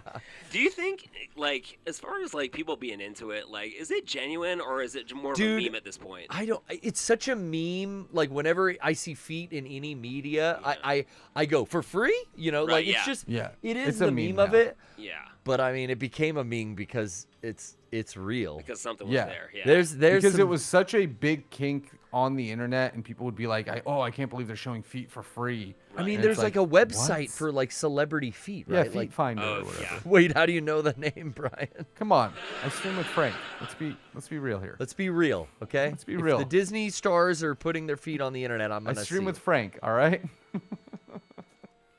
That Yeah, guy does knows Frank- all does- of the links. Does Frank know what any of the Joshi feet look like? Oh, dude, he's obsessed with them. He is. Their Obsessed with them. feet He has too. a fucking bit alert for one of them with SLK with But- Starlight Kid. But I mean, there's so much else going on. Their muscles, their Yeah. moves. If anyone is fetishizing Starlight Kid, they're gonna have problems with me. Come on. Yeah, watch your back, or you're gonna have to answer to David. I love SLK. She's up and coming. She's great. I like her. I like Azumi a lot. Okay. Azumi. Saya, how you feel about Saya Kamitani? Oh, I like Saya Kamatani. I like I always forget her name. Asuka. No, she's the little buff one. Always wears green. In Stardom or somewhere else? Yeah, she's in Stardom now. What's her name? Her name. I'm gonna isn't pretend like I Stardom. don't know any of their names. Kaito knows what's up. Oh, Kaito's a Joshi fan? Is it Japanese. Aida? Saya I don't know if it's Aida. Yeah, there we go. Saya Thank you, Aida. guys. Yeah, it was Saya. Yep. Yeah, yeah, Hell yeah. yeah. No, Saya Kamitani is on another planet right now. It's just like she Yeah. had an incredible 2025, which is why it was hilarious to me. They send her to Wrestle Kingdom only to have her lose. Just like Aw. she was like the whole Japanese wrestling world was paying attention to her, and okay, time for the biggest show. It's Tanahashi's retirement show. Everyone's here, and then Kamitani loses. Like, what the fuck? Yeah. Who's the booker? Right? I want to talk to that guy. I mean, she's got plenty of time to. Oh, she's gonna be fine, but like still, just like after the year she had, you think like, okay, the correct thing to do is have her Keep her going ride this over. wave into 2026. Yeah. Yeah. Well, she's still gonna go. I think she's still going over on stuff. She's still super hot in everybody's mind. But yeah, it would have been nice to give her a. Who was she going up against in Wrestle Kingdom? Shuri. Oh, okay. Well, I see why. That's maybe why they put her over. Shiri's a bigger name. Well, I mean, you could argue it, but like it was title for title, so like 2 titles are on the line. Oh, So, okay. yeah. And Yeah. so, I mean, like if you're gonna have it be anyone, like I guess I see the logic there, but just like again, the 2025 she had, like legit MVP contender internationally. And that's one of those things where I wonder if it had to do with age and like position and like, should they go over the first time or do we build this and Let the audience get accustomed to her at Wrestle Kingdom Who on a knows, big right? stage, and then because they could build it to be a longer you feud, could tell a too. better story if it's Which like even from that standpoint, like if you're watching Wrestle Kingdom because you want to see Tanahashi's last match and you've never seen a second of Stardom, and you see Saya Kamitani coming out there looking like even more goth Rhea Ripley, you're just like, I'm Yeah. interested. Let's go. Oh, okay. I know who you're talking about now. Yeah. Yeah. Oh, okay. Yeah. Now I know who y'all are talking about. Yeah, Yeah. Frank's obsessed with Saya Kamitani. I've seen some posts, I think. Yeah. Oh yeah. So have I. Many I don't want to see. Yeah. Man, I it's do so not funny. I need. Go ahead. Well, I was just thinking about I've been training hard over at Primal, really enjoying my classes on Monday and Tuesday with Hopkins and CJ Tino, former guest of the Poorly Played stream, CJ Tino, Mr. 551. Love that dude. Yeah, and there's like a level, there's a point of my lifestyle that's getting like overwhelmed with wrestling, and I really think that's why I'm not watching as much as I used to, which is, while training, I think, and I've heard this from all my coaches, like it's important to watch wrestling while you're training. Yeah. Because you'll start to see the things that you're doing and that you're learning, and then you get to, once you're understanding match structure and storytelling, you actually are seeing how they're doing it on a television stage, right? That can kind of be blessing and curse, though, because Ooh, I love this. You do want to be like deeply ingrained in the product, but I was just talking to one of our other referees, Juan, about like Former guest Juan Montano. he's been on Tier 2, yes, and there's a point where you just like you're trying really hard to shut off the fan side of your brain because you want to be tactical, you want to be critical about Yeah. like, here's what I like, here's what I don't, here's something I can emulate, even as a ref.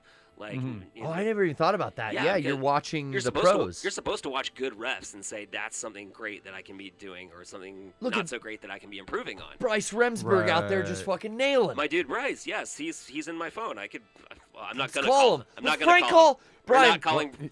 We're gonna prank call Bryce Remsburg. He's Let's on the be East right Coast. back. He's on the East Coast. Confirmed. It's gonna be One piece. super late. No. I love you put your foot down. You're like, no fucking way. Yeah. No, we would never make anybody do that. But No. that, No, so- No, but Go ahead. like, yeah, I was saying that sometimes you want to turn fan brain off and Yeah. be a real student, and like that's something I actually I don't know if I ever brought this up to you, but I trained for a bit at the Nightmare Factory. I lived for a while shit. in Georgia to go specifically to go to the Nightmare Factory so I could train with Cody Rhodes, QT, some of their guest Wow. trainers. and they would have guests come in sometimes. And the seminars are something that I'm interested Yeah. in, like when we have some guest trainers come down. Yeah, That's because pretty cool. one night Sean Spears was just there randomly. Wow. He showed Oh, up. fuck yeah. I know he's got his own school in Florida, Flatbacks, and a lot of people train there. Okay. But Sean showed up one night, and I kind of got the chance to ask him, like, is that a thing you can do? Just like kind of convince yourself to shut off the fan part. He's like, well, it's difficult, but just as long as you're learning. As long as Yeah. you're learning something, like try and get something out of everything you see, and it's like I'll always respect the guys that come by and want to like share their knowledge. Yeah. I mean, that's some of the most important information I've got is not actually like, learning techniques or moves, but just listening to a worker explain something. Yeah. Yeah. And then a lot of my coaches are like, sorry, I'm rambling. And it's like, no, this is, No, it's I don't all want to take any important. more bumps tonight. Let's keep talking. Right. Yeah, sometimes QT the is a theory good really trainer. supports Jump it. axis, he just has a zero tolerance for bullshit. Like he will jump down your throat if you pull any nonsense on you. Yeah. Wow. Good. Yeah. That's the Interesting. exact kind of trainer wrestling needs. Yeah. Like there's no. I always say this to people. Like the biggest thing that I think you don't realize as a fan is that there's so much. There's so much showmanship. There's so much that you got to bring to the table. But when it comes Yeah. down to it, there's so much that comes into the cooperative dance that people really need to understand. Like that is really the hardest part. How do you communicate? That's with where your- I'm at. with The- the the person you're hardest part- working in the ring. Yeah. And not hurt each other, and that's why I think that it's really important. Like Garrett, tell us what like The you're hardest getting to that part- point in your training. For me right now in training, the hardest part is communicating to whoever I'm doing drills with. The whisper, we're down in a hold or we're in the corner. That stuff is where my mind is out of its comfortability. And a lot of the drill now moving from beginners up into intermediates, like a lot of the drills that we're doing and a lot of the spots that they're having us train in, man, it's a lot of it could be anything. It could be this, or it could be this, or it could be this. So now it's like I have three options. I have to communicate this to my partner. What is that thing called in the heat of the moment before I whip you off? I gotta say, duck the. What am I doing? Oh, a back elbow. Duck the back elbow. Yeah. Or wait, what's that called again? Oh yeah, dodge shoulder tackle. Okay. Oh fuck, I called the shoulder tackle a clothesline. And like I'm making those mistakes now where it's like I've got too much in my head, so it comes out wrong. Right. Yeah. Yeah, and that's where I'm. But that's Go where I'm out of. I feel like I'm in a good place because in beginners, I started at the bottom with Primal because I wanted to, I think, prove myself to everyone there at the school that like I could have jumped into intermediate, having like two years or so of the Super Awesome Showdown ring training back in the backyard, where we were meeting up once a week. But I wanted to kind of unlearn maybe some bad habits I had developed or basically like start fresh, even though I've put like 2 years into this, which man, that beginner's 3 months had me feeling extremely confident in anything I did. Now I'm in intermediate. Now I am doing new things for the first time, and now I am fucking up a lot. So that's where I think I'm happy where I'm at with my training because I'm in over my head again. I'm in that uncomfortable end of the pool where I'm not so confident on everything I can do, and I'm really like, hey, let's walk through this first. Hey coach, can you call this as we do it, just because I'm not sure. But that's where I need to be, and that's that place that I was anticipating getting to, where it's like, okay, I'm out of my comfort zone again, and I've really got to start communicating, and that's the biggest thing. And it kind of goes back to what I started talking about, was like, I'm not really watching a lot of wrestling because, man, my bandwidth is like full. Like I'm training Monday and Tuesday nights. I would be training Wednesday nights, but I'm here, and unfortunately I'm missing every week, a very valuable class with Antonia Rivers. That, man, if I wasn't doing the PPS, I would be there in a heartbeat. But once I found out, like, hey, when you get out of beginners, your new schedule is going to be Wednesday nights, it was like, fuck.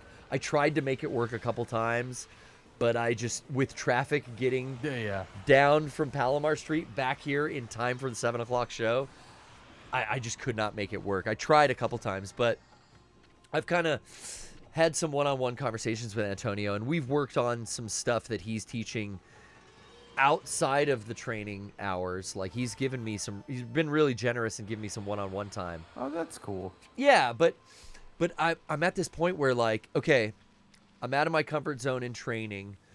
I'm also running production, which is pretty labor intensive on show days. I'm there for like 10 hours. And I've seen the work you put in. Yeah, and it's got my bandwidth like maxed out. Hey, I'm in the same boat. So when I come home, the last thing I want to do is like put on AEW in my case. Some nights, there's other nights where it's like, yeah, fuck that though. I heard this Okada match was brilliant. Right. Like, I gotta watch that. I'll put some stuff on if I've heard good things.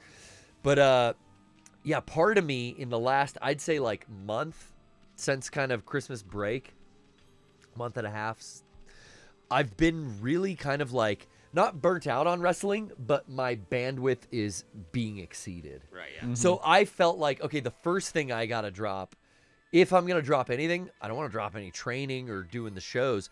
I got to just not watch wrestling in my off time when I get home and read about it all on my feeds constantly.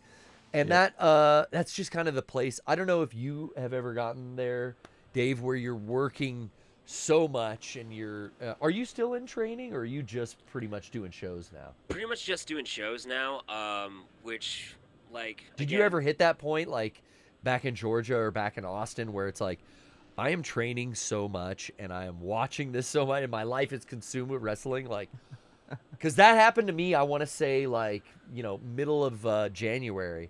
I think also I got that terrible flu and I was trying to come back without resting enough. So I was just like, I was getting burnt out. I don't know if that's ever happened to you, but I've talked to a lot of the wrestlers that have given me really good advice about, like, that does happen. I'll tell you this, proximity makes everything easier, because, like, when I first moved to Georgia to start doing Nightmare Factory stuff, the factory itself was literally at a halfway point between my house and my job. Okay. So, like, I could go about 4 times a week and just reps, and it was great. That is good. And then they decided to move out of that building to get their own designated facility, and it was like an hour south down in McDonough. And it's like, I can't commit to doing that. Yeah. Like, at least not a lot. An hour's a lot. I mean, now with the school moving, it's pretty much always been a 10 to 20 minute drive, but now it's about a half hour to get there and back. So that's a lot too. I'm putting an extra hour of commute into my days. Luckily it's late at night, so I'm not dealing with like traffic or anything. Right. Yeah. But yeah, that I could see being a big part is location. 100%. Yeah. It's so funny. It's like all even before I started training with the Super Awesome Showdown homies, shouts out Lois Grain, one of my first trainers. Shouts out. Been doing a lot of badass matches with Circle 6. I just saw she was working with Tara Zepp, who we saw out in Seattle at one of those shows. She's got a great look. Oh my God. I think probably, yeah, one of my, if I had to pick a favorite indie, Tara Zepp, my homie Wes Smith, 1-800-Wes Smith on all the socials. Shouts out Wes Smith. Shouts out. He showed me a documentary he made with her, and then I was just like, oh man, she's on my radar. Then we went and saw her perform at the Seattle brawl in that fucking bar, and she spit beer in my face. It was a whole thing, But now I'm seeing clips of like, her stapling, I want to say her other name, but hit me with it. Lois Grain. I'm thinking of the Classmaster, the WoW name, But yeah, great stuff coming out of There's such a resurgence, and there's so much stuff to watch, like from Circle 6, from Primal Pro Wrestling, our YouTube, from the stuff that Eric's been linking to in AAPW. Yeah. It's like, I don't fucking need to watch the Vince's, well, now it's not Vince's, but I don't need to watch that the damn WWE product if it weren't for all my favorite fucking AEW stars going over there. Right. Once Punk left AEW and went over there, it was like, I guess I gotta watch fucking Raw now. Fuck. Hell yeah. Because I was really getting into CM Punk again, and then they took Jade Cargill. Now they got. Is it Andrade? Andrade's with AEW. Oh no, Andrade came back to AEW. Okay. Yep. That's what it was. But it was Penta. When Penta went over, I'm just like, fuck, they're taking all my favorite goddamn wrestlers. Right. It makes sense. And again, like I said, hey, get that paycheck, guys. Like I'm not faulting them, you know. Exactly. And also, they get stale over in one promotion. Right. Yeah. So as someone who's known Ricky Saints since like 2013, 2014. Like, seeing the work that he put in, like, seeing just how much he bet on himself, I was like, dude, wherever you want to go there. Wherever you're making money, go there. You'll follow him, too. Yeah, and I mean, I think they've kept him in NXT too long. Like, he is absolutely ready for main roster. He's absolutely ready for WrestleMania. Like, wow.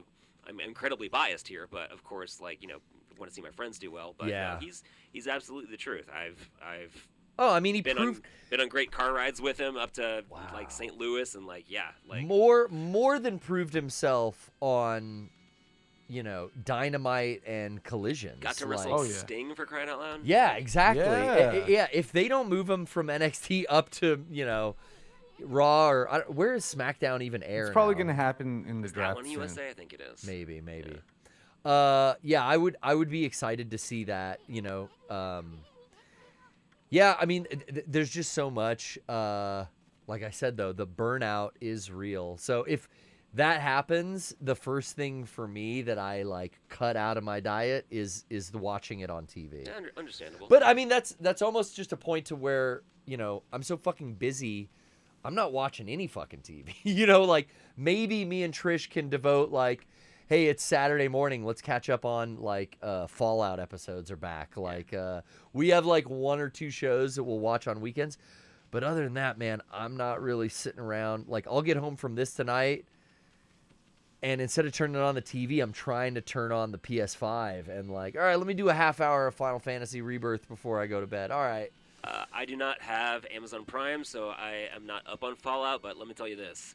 Tell me this. I am a big Universal Halloween Horror Nights fan. Okay. And nice. Fallout house that they had. How good was it? Good stuff. Good stuff, dude. I loved it. Yeah.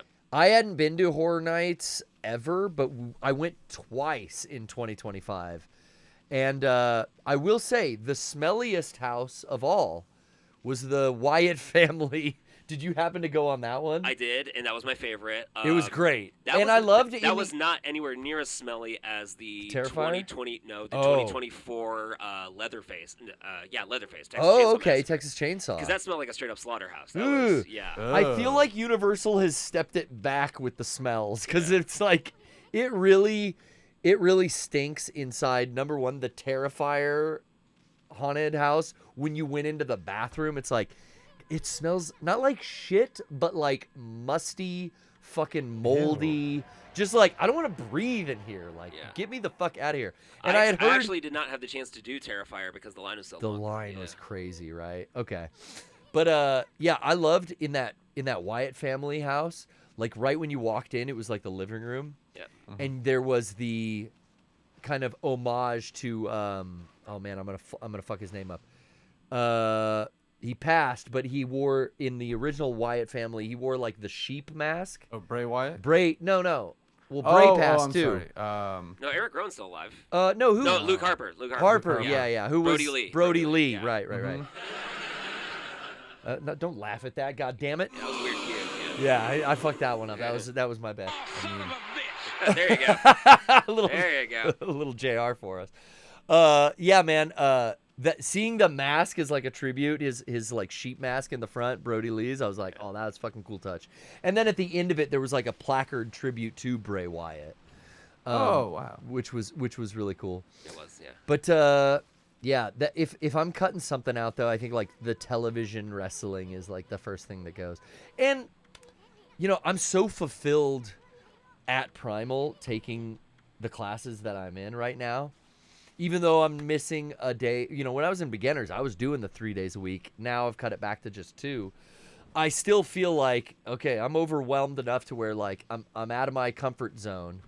But it's interesting, like talking to you about your goals, and it seems like, you had some training at Nightmare Factory, you had some training in Austin as actual like worker training, right? Like as wrestler training. Was that ever your goal? To be tearing up the indies and driving out to like Vegas for $10? My only ever goal was take it as far as I could. Okay. Because had it just ended in Austin with me holding up a hard camera to make sure it doesn't fall off, there's a part of me that thinks maybe that could have been fulfilling because Sure. Here's where we need you and you are helping. And Yes. you're contributing. See, that's exactly how I feel. Right. I'm glad.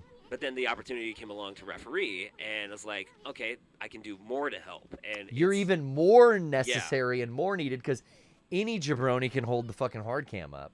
Right. But you have to know, number one, how to bump because there's always going to be some backstage talk right before the match like, hey, by the way, we want to fucking kick you in the head, right? Does that happen predetermined, or is that usually a last minute thing? Like, hey, by the way, David. Usually pretty far in advance, yeah. Oh, they let you know in advance. Yeah. Okay, that's good. That's good. I've taken. No, that's good. I've taken a running knee from Trent Beretta. That was cool. Wow. Yeah. Let's see. Very nice. What else? He doesn't know this. I feel bad. We're spilling it tonight. The first time I ever actually got legit hurt in wrestling was a couple of months ago when Tarvos splashed me in the corner. Ooh. And the tyrant. Yep. I ended up with a bruised rib for a while. Okay. Yeah, but no harm. I mean, no. I say no harm, no foul, but like long term. It's a physical. Yeah. It's a physical sport, man, and I feel like that's what a lot of us are learning in intermediates now. It's like, all right, don't show light in those punches. Like, we got to start hit that pocket, we're all tough. We can take it. We've made it this far. But, splash from Tarvos. Yeah. I'm trying to think if I've been in 2 Rumbles. Strife has been in 2 Rumbles, let's just say. At the welcome back bashes that happened over at Olympian High School. And Tarvos was in that Rumble with me twice, but I think I avoided the big man both times. Yeah. Luckily for me. Although G4 gave me a fucking choke slam from the Empire State Building on that last year's fucking show. He gets you up. Woo, baby! I didn't know where I was as the commentary team reminded the audience. So how long would you say you've got as far as so I mean years experience like? So like I kind of did the math the other day, and it's like I think all around I think I started in 2019. Okay. So 20. Oh no. This isn't right. Because it's 2.5 years is what I figured. So whenever that is, it was after pandemic. Okay. That I started going weekly into the backyard, the old Super Awesome Showdown ring with my trainers at the time, Mason, Kid Knight or Vlad Tempest, Manda, who is Lois Grain or the class master in women of wrestling.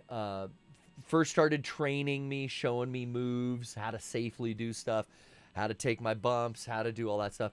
And then after that, who's taken over, it was Vic Valentine from Super Awesome Showdown as well.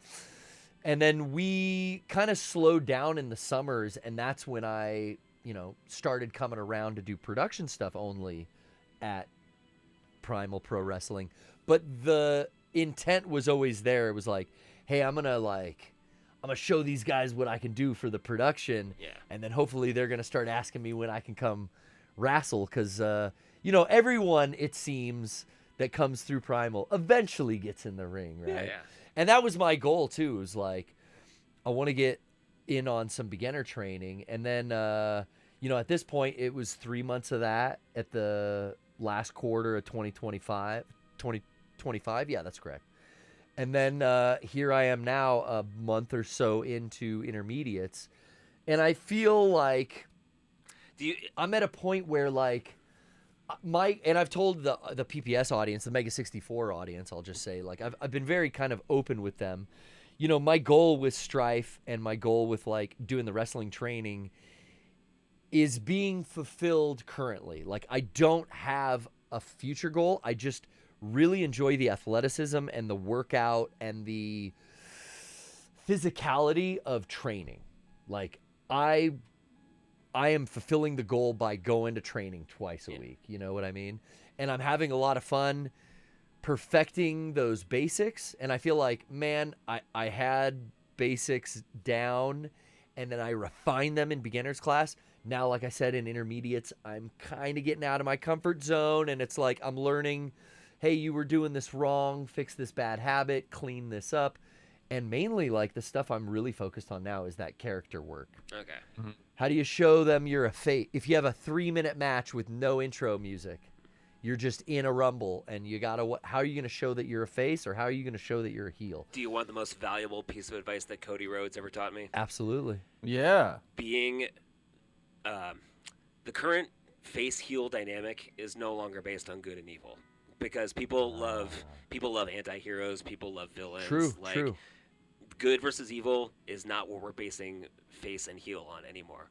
What we're now basing face and heel on is giving the audience what they want versus denying the audience what they want. That is how Hopkins and CJ have been teaching our class. So if you're a baby face, 100%, they talk about taking it away. As the heel, you are taking away the candy that the audience wants from their face. So, like, what's your finisher? Like, do you have a finish? Yeah, Strife hits a mean springboard crossbody, but I've been working on some others, but that's currently right now. So as for the a sake of conversation, let's say you're babyface Strife, and you're established at shows enough that people want to see that big springboard crossbody. Yeah. As a face, it's your job to give them that. And I'm trying to go up for it. Yep. But it's the heel's job to deny that. Deny it once, deny it twice, deny it 3, enough to get them fucking pissed off. Enough to the point that when you do hit it, the ultimate babyface thing you can do is deliver what is sort of being promised just by your presence. They get the finish. Yeah. Even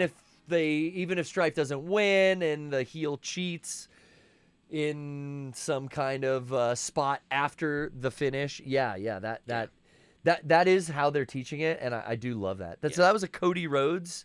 That's the most valuable thing. Advice? That's the most valuable thing Cody ever taught me, because I was still kind of holding on to somewhat outdated ideas of, like, no, it can be good and evil. You just have to be, like, really good or really evil, because we're a jaded populace that's kind of seen everything on every possible scale. So, like, just crank it up. I love that. Yeah. I love that advice, because that is actively what they are trying to focus us in, is, like, as the heel, take away the thing the audience wants. Right. As the face, give them what the audience wants. Yep, exactly. It's very interesting. If I'm talking, I mean, I've been bringing up Nightmare Factory stuff a little bit. Sure. Are you able to pull up a clip? Oh, yeah, I can pull up a clip. Okay. Oh, hell yeah. What are we looking for? If you can go to YouTube and look for Nightmare Factory Showcase 8, because I want to show you, like, this is. Ever since I knew I was coming on, I was like, man, if I get an opportunity to show this. Oh, yeah. Oh, hell yeah. To show just, like, I mean, like, we love the business. We respect the business. We're business lovers. But also, like, if you take it so seriously that you can't laugh at it, like, you're doing yourself a disservice. So if you see the funniest shit that you've ever seen in your entire life, you hold on to it, and you want other people to see it. So not a lot of other people have seen this. Well, because I would say, like, my favorite thing about wrestling is the comedy of it. I think my favorite thing is listening to Taz talk shit on commentary. I think my favorite thing, like, but that's all by design, like, because Yeah. sometimes shit just goes so far off the rails that you couldn't even write that shit. So okay, if you can pull that up, I've got it here. Don't put it on stream just yet because I want to make sure this is the right one. If you can like scrub to the end and make Yeah, we'll sure scrub to the end. that the main event is a battle royal. Okay, cool. If it is, that's the Nightmare Rumble, Yeah, if you can go to the beginning of that segment, and Nightmare we Factory can Rumble. watch this together. the entrances and everything. As they're entering, yeah, we don't need to go through the we don't need the ring introduction. Okay, yeah. I'll pull it up in a sec. But yeah, I absolutely identify more than anything, and what I want to do with Strife is the Danhausen element. It's the comedy. Like, that is my favorite shit. At our school, Asterix, you know, seeing those matches as an Aliens finish is a fucking thumb up your ass probe. Like, I've taken the thumb to the ass. you've taken it? At Oh Hood no! Slam, at Hood Wait, Slam. Yeah. Oh my No, god! actually, I think it was man. Primal. Actually. Yeah, because I think I saw that match where the Yeah. ref got the finish on accident. And me being, you know, the 11-year pro that I am, I was like, did I sell that enough? Like, was it over the top enough? Because I wanted to, you know, be alien in origin. Yeah. I love the comedy. And I'll just finish my thought before we get to this clip. But yeah, like, my whole, I would say, goal in pro wrestling, Strife, what I want to do with Strife is kind of what I got to do in the Room B with Rebel Storm. It's like, do some wrestling for the Mega 64 audience. Now, maybe that was an actual wrestling match that me and Rebel, or Strife and Rebel did, excuse me. But more or less too, like, hey, in some sketches or in some in 5 minute stuff that we put out in the future, like, I know how to take some bumps. I know how to choreograph some fights for us. I really want to apply what I've learned to my job here at Mega 64 so that I can help with, like I said, like fight choreography, or, you know, doing some explosive kind of stunts or bumps or whatever in stuff. I really got to just put the boiled down, like, everything I've learned, and God, Rebel took such great care of me, even though that trash talker was shitting on my friend Rocco while he was in there. But that is really the extent of my future goals with wrestling. It's like, I'm 44. I'm not looking to drive to Vegas for $10 to maybe get on a show or maybe get that $10 envelope, you know? I'm not going to tear up the indie scene. I don't even think at this point I want to take away a spot from someone on a Primal Rage. I love that. You know what I mean? Like, I've found such a valuable position. I've almost made myself necessary there to the live stream, to the production team. And we're starting to train more of the production team to where we can have backups. Like, when I'm out at Anime Expo or I have to fly out to PAX for work, you know, it's not just like, oh fuck, I've abandoned poor Jose on the switcher. No, we've got guys like Graham who are learning all of the ins and outs of the stream. We got a new guy, Chandler, he's adept at live streaming, and he can kind of take over those positions. So, like, I've really found my goal now, because it never really was to, like, get on the Primal Rage show. That'd be great. You know, what I'd love more than anything, I think, is like being a valet, being a not so much a manager, but more of a valet. Especially, like, once we get our women's division up, I feel like Strife would be such a good, you know, manager or valet for that. Also, you know, just being able to help out where I am most valuable, and right now that's in production. Yeah. 100%. Like, I know that. I think everyone else at the school knows that. And you know, since I'm not looking to start putting myself out there, making a name for myself on the indies, I really am not that jazzed about, like, taking away someone's spot who, in my class, in my day ones, is really pushing to get on that stage and get into, like, a tag match or a singles match on Rage. Like, I don't want to take that spot away, and I'm so content in doing what I'm doing. And like I've said, I've talked to our audience about that. Like, I don't know that you guys will be seeing me as much as you want me to come through and be on, a future show in your hometown. I don't know if that's Strife's, destination. But doing it on video for Mega 64 or helping how I can with our production, like that is really what I'm looking for. But back to our student showcase. Right, yes. Okay, so for the Nightmare Factory. This was tail end of 2024, I believe. Okay. Should I just play it? Put it up, but leave it paused because okay, cool. I have some setup here. Please. Are you getting like a popping sound, or is that like? I think it's just me. Okay, you're good. Okay. All right. So again. So I want to reiterate: this is not to shit on anyone. This is not to shit on the business. It's just to emphasize when something goes wrong, you gotta laugh. Like, because sometimes it just goes so far off the rails that it's like, well, only in wrestling. And so, kind of in the botchamania spirit, where it's not like, oh, I'm here to crap all over the business. Shouts out, Matthew. If anything else, this is more of a celebration. At least I'm trying to frame it that way. Okay. So we've got showcase number 8 here, and the custom with the showcase, which is like the graduating class at the end of every Nightmare Factory crop, is they would usually save the main event slot for a Rumble. They would usually save it for like the MVP of the class. It's like, okay, this is this is the standout right here, and we see something in them. So usually they would take that standout and put them against one of the trainers or like a past graduate of the Nightmare Factory. Someone who can talk them through the match as the veteran. Yes. Yeah. For some reason though, there was no. This wasn't the way that we did it this time, and instead the main event of showcase number 8 was a Rumble, and I guess Cody and QT and Billy Gunn had seen that about half of the house for this is at a nightclub called the District. Hell yeah! About half of the house for this is had come to see one person, that one student, kid by the name of HJZ. That's what he was using as his ring name. Okay.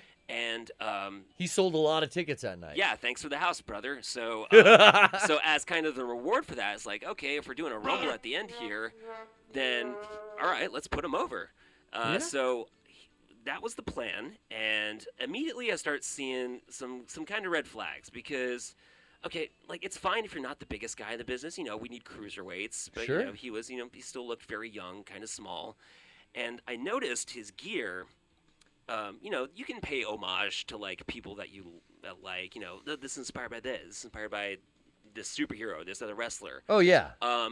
He had straight up stolen a logo from a different wrestler, and not just like an indie wrestler. Oh no! A contracted WWE superstar, Johnny Gargano. He had taken that little winky face logo that Gargano had. Yeah. He just used that. He was using it on his tights. Okay. Yeah. So like, okay, that's weird, but all right, let's see if you can come through, buddy. And I think from this point we can start playing the clip. We can play it. Okay, here we go. I'm excited to see this. As you heard our lovely ring announcer Nadia Hunter say, it is time for our main event, the Nightmare Factory Rumble. And here we go, GB. This one's going to be wild. It's going to be fast. It's going to be furious. We got a lot of competitors in this matchup here making their way to the ring. We got Matthew Mercer. Ooh. We got that guy's a heel. Matt Serpiente.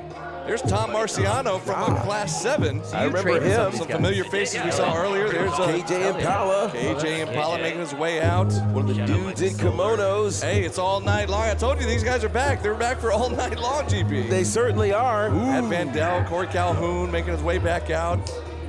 Look at the surprise at the end here. There's John Shirley. Okay. John Shirley making his way out. And look at here. Is that who I think that is? That's Cole Carter from the Factory. That's exactly who I thought that was. Wow. What in the world?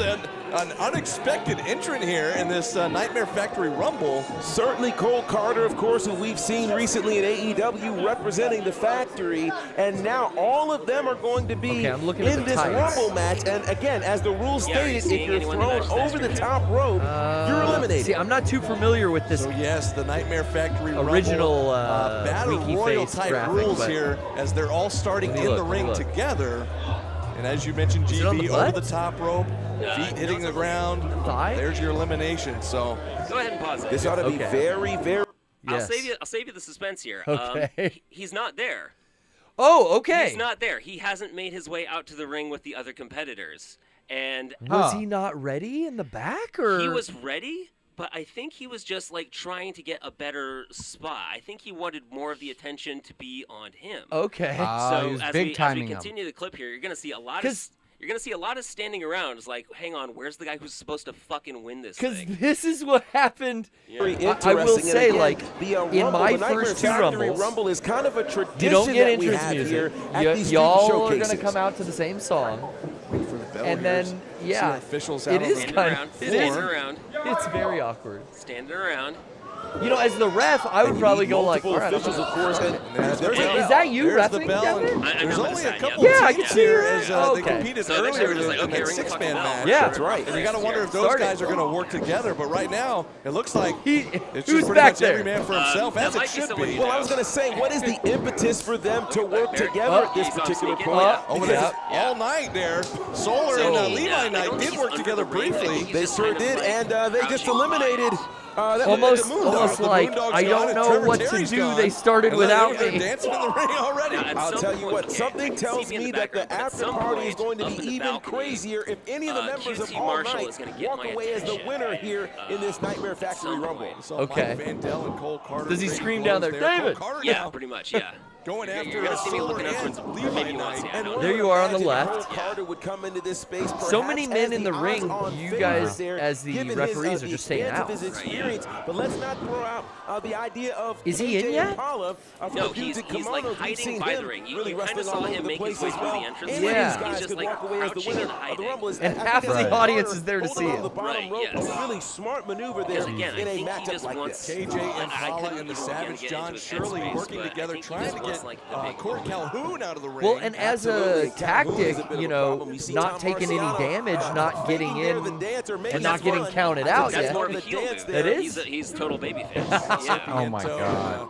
Matt Mercer, or Serpiente, I believe it is, and So Matthew you're Mercer. still Yeah, look doing at your this. job. Oh, Right. over the top, but Yeah, not to soon the here, floor. Vandell I believe that almost guy came from New Zealand. got eliminated there by Impala. Oh, Wow, the dude in what the a black? go. Yeah, yeah. Takes Oh, a hell shot yeah. for Vandell. But no, at some point, Certainly, like, and Impala, QT summons one me of up the to larger men in this the match, but look at that drop up to the kick, and balcony, that and he eliminates says, Vandell. whatever he's doing, Vandell's tell him gone. to get in the ring. A quick right note on now. Matt Serpiente. He Yeah. actually tore his So ACL in I'm Camp about to 7. make it like a wow. mad dash back up here and then back down. tonight at try Camp and 8 find for him. showcase number But 8. Well, we certainly it'll talked about how be injuries because can as I'm happen, and we moving hate to back see that down, happen. So it's awfully cool he's, that he's able to make his he way does end up back getting here up. and So be a that'll- part of this so showcase. that'll happen. Without your Meanwhile, coaxing, look at the confidence he right figured now it out. in the Yeah, ring yeah. with Eventually, Cole yes. Carter, who again has been all over the So place. I think there's been like in this 3 or business. 4 Look at that eliminations battle already. there. Don't need to turn the Michael audio Soler down there a with the bit. back bottom Yeah, drop okay, on gotcha. the Factory's Cole Carter. Listen, And these kind of matches are just Now we crazy. can be a little louder than Oh, the. is that you coming back? He just threw Cole Carter out of there. I think it might have been. Yeah, Uh, you're. so you just saw Cole Carter get eliminated there. So the big dude in the black T-shirt, that's Yeah. supposed to. Okay, here and it's HJZ, buddy. It's HJZ like a house of fire. You just talked to him. He comes in. Yeah. HJZ, we just Laying saw in those Oh. forearms. Hell yeah. Hell yeah. Oh God. Oh no. Switch What? it up. Ooh, he's feeding stomach. You gotta give it. There you go, yeah. All right, so crisis averted. We finally have our eventual winner of the match in the ring here. Great spine buster. So that's the guy who's supposed to be like last in the ring because there's a fake out spot where it's like, yeah, I win, and then the babyface is like, nope, you forgot one guy. So it's gonna come down to guy in the black T-shirt and HJZ. Okay. in this contest. Now, has HJZ since changed his ring gear? I don't know if he's even still active. Did he I'm get? not sure. Did he get a cease and desist from? Huge spear nearly broke Tom Marciano in half. By the way, the guy who's getting chucked out right now, that's Tommy Mars, who is still doing great. Hell yeah. If you're in the Georgia scene, book him. He's a total pro. Graduated the New Japan Dojo. He's Oh, wow. all about that guy. Yeah. Yeah, dude, this is just bringing back memories of my absolute terrified state of mind when I came into the 2 Rumbles. Brian, you were there for last year's. I felt a little more confident in 2025 than I did in 2024. I was there for both. Oh shit, yeah, you were, dude. Yeah. I didn't, you know, fuck up anything that was too bad, but I just remember looking back at the footage and be like, oh man, could have done this a lot better. Oh, I didn't sell that choke slam at all. I just got the fuck right back in. Right. Right. It's so much Here's John Shirley, the Savage, comes down to just slow the fuck down, man. When you're new. Totally. When you're new, it's just it's like I was telling myself every drill we do before I get go, I go slow down. Slow down. I tell myself that. Talk to each other. Talk to each other. Yep. It's not as fast as you perceive it to be at all. No. Okay, so now where is? Pause. All right, now I want you to pause it because again, we've got the spot here. Okay. He's coming out. He thinks he's won. He thinks he won. I think John Shirley is the other guy. I forget, but he's won. Well, he thinks he's won. He thinks he's won. Yes. And the plan is, okay, you turn around and see that you haven't eliminated the last babyface, and then there's going to be, a scuffle between them. Fake out Chuck over the top. HJZ's hanging on, low bridges the other guy, and you get your big babyface victory. The entire crowd is happy that their guy wins. That's what's supposed to happen. That's what's supposed to happen. Check out what actually does happen. Okay, here we go. Here we go. Again, House of Fire. Why does he suck so much? How do you get the spot for sucking? No sell, no because sell. The house is there to see him, brother. Yeah, he sold the tickets. How? He's a popular guy. Check him out. Okay, here we go. Why do people like him? Like, is it a joke? And he gets legit eliminated from a battle royal that he was supposed to win. Why did he hold on? Why didn't he? He's gone. He's gone. Your shoot battle royal winner as I raise his hand.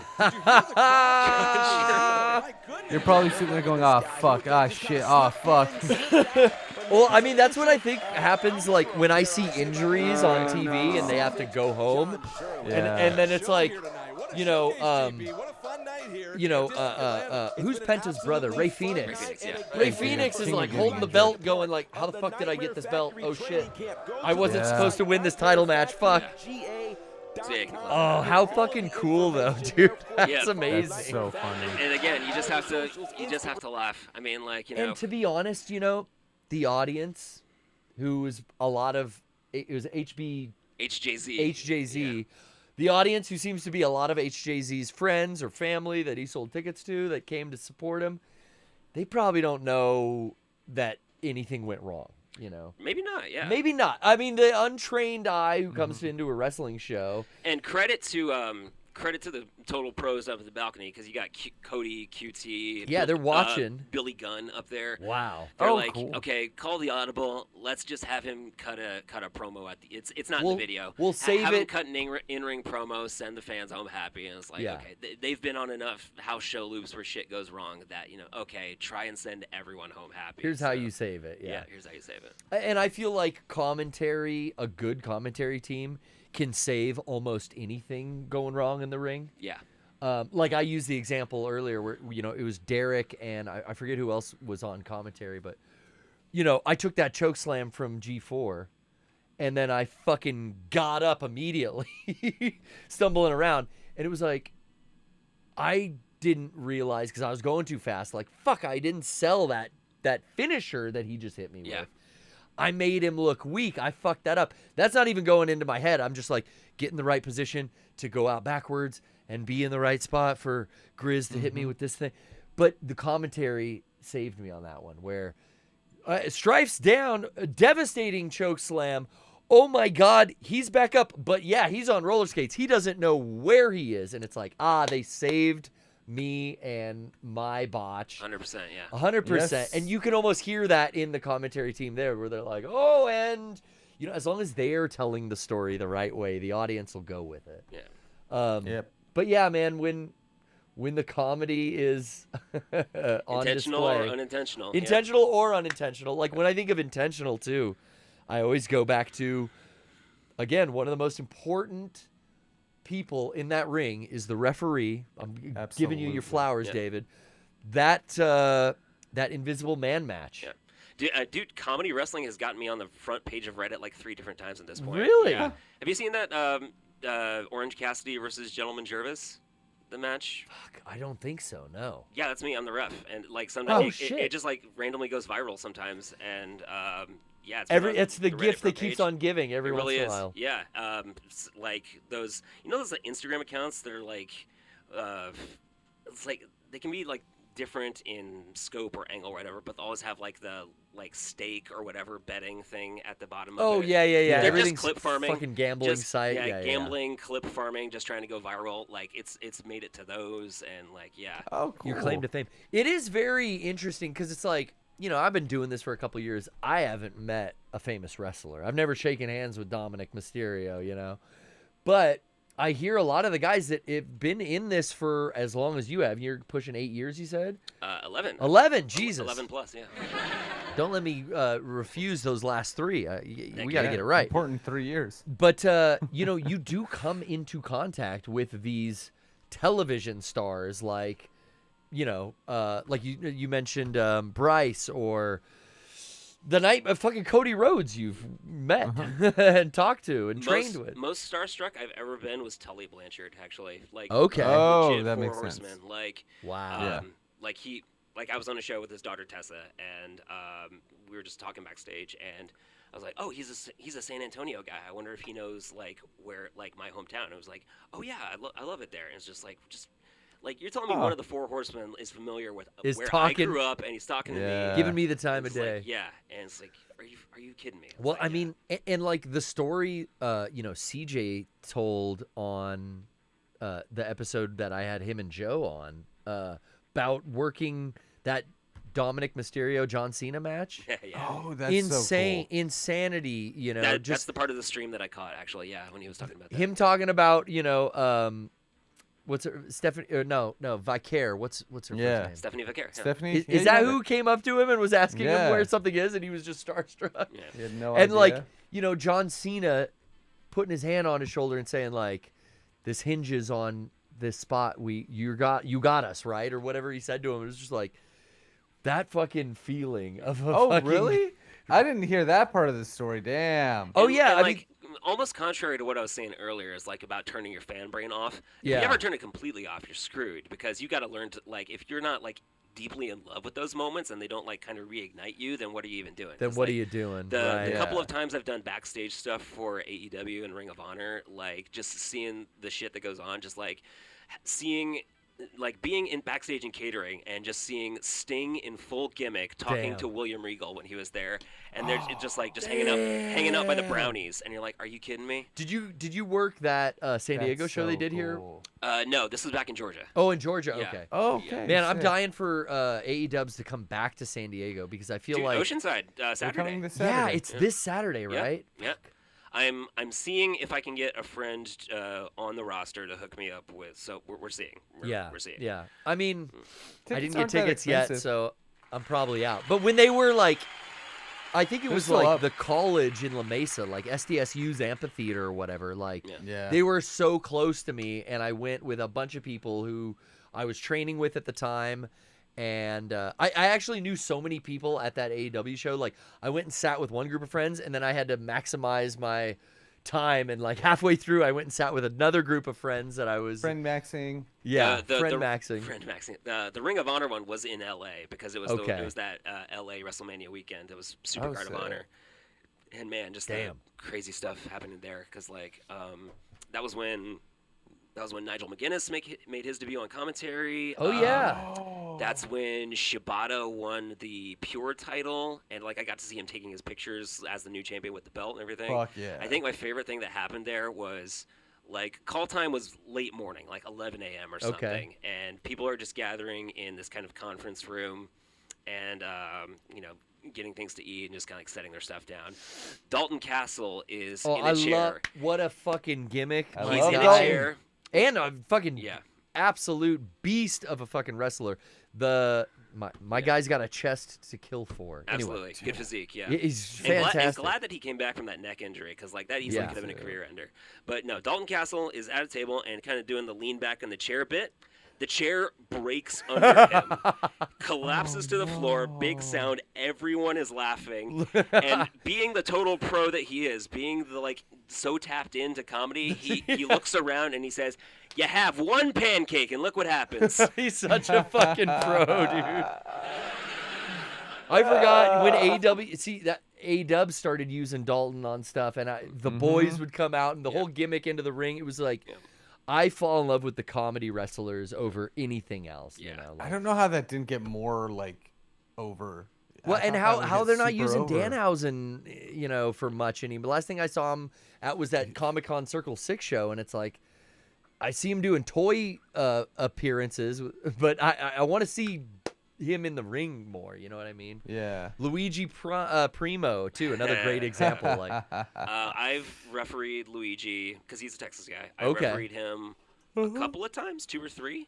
I've taken the pizza dough to the face. Yeah. Oh, brother, what's that smell like? Is it latex? It's kind of rubbery. It's rubber. I always feel a little bad because I easily in an alternate timeline could have accidentally hurt him because there was a match back in Texas when like he had just won or something, and then he gets jumped from behind by a bunch of heels. He goes down directly into my knee. Like face into knee. I'm like, oh my god, did I just accidentally V-trigger him? Yeah. But he was fine. He was. Do you wear knee pads as a ref? I do, yes. Okay. I do, yeah. So yeah, I felt like in that moment I instantly felt bad about it because like, oh no, I hope I didn't just hurt it, but you know, no harm, no foul. No, yeah. And he called me a dangerous ref from that point on because you could keep really those knees away from me. Yeah. Well, hey, let's jump back into a little bit of gaming. Oh yeah. But also, Brian, did we meet our 50-point prank call goal? No, actually, we are sitting right at 40. Sitting right at 40? Hey, yeah. It's going to be that much sweeter when we get it. But remember, guys, you can sub to us on Twitch. You can throw a super chat into the YouTube. If you want to hit our prank call goal, we'll do it. But we're getting damn close to the end of the show here. We've gone 2 hours and 15 minutes. I'm trying to keep these at 2 hours, as you guys know. We do have... Oh, no, we don't have another Discord caller. Sorry, I took too long to get to you. I don't know who that was. Was it Ellipsoids?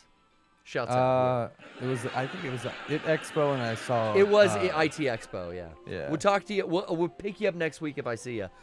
But we're actually further, David, than I've ever gotten in this game on the show. We're actually past the tutorial. I never got past the tutorial. There was quite a bit of yapping at the beginning. I mean, and I think I like to read everything and absorb, and it's like, this is a game I got to play on my own time at home. It's gorgeous. It's a good game, and having it on Switch is, I think, the best way to play it because you can pick it up for little bursts. Oh, you know what? I'm seeing in the chat right now, it's our dear friend Chloe. The other one was our caller. Chloe, if you want to call back in, I swear to God, I'll pick you up. There's no one in the waiting room right now. We'll pick up on you. We'll pick up on you. Hello. Hello, Chloe. We'll make fun of the way you talk in Australia if you want to call into the show. Hello. Hello. Hello. It's not that bad.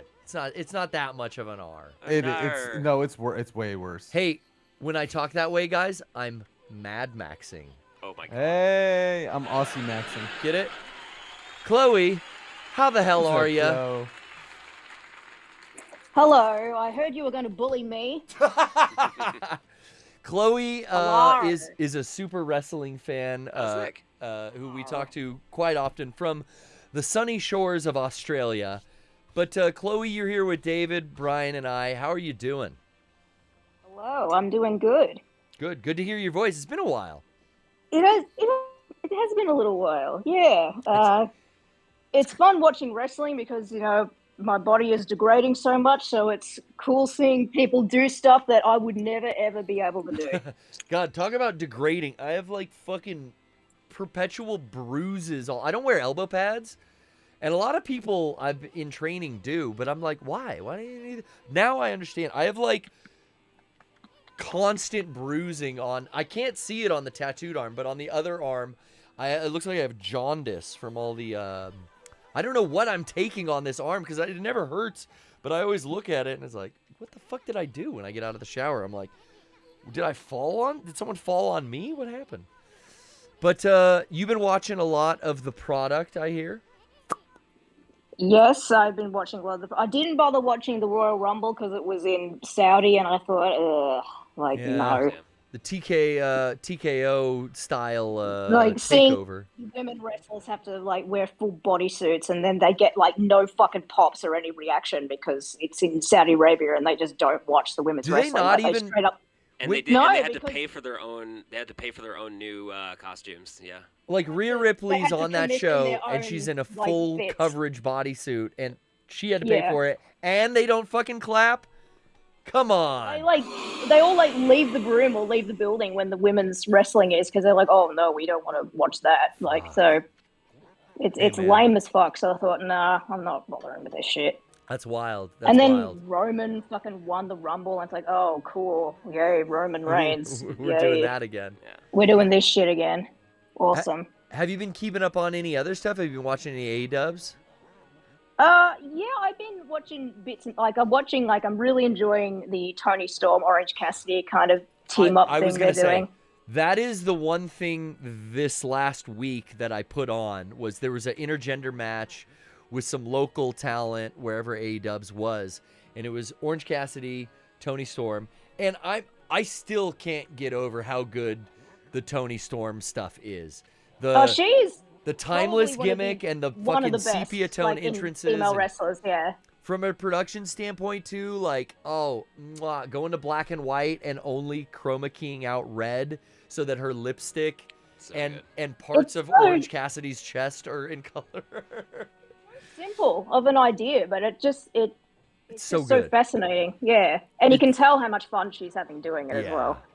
And I just think about the guys in the truck who were actually hitting the buttons to, like, fuck yeah, sepia tone, only pick up the color red. Like, after years of like where the majority of female wrestling gimmicks were like, I'm hot, is like just to do something that's kind of goofy and fun. It's like, yeah, I much prefer this as opposed to like, I'm hot and I've got tits and I'm sexier than you.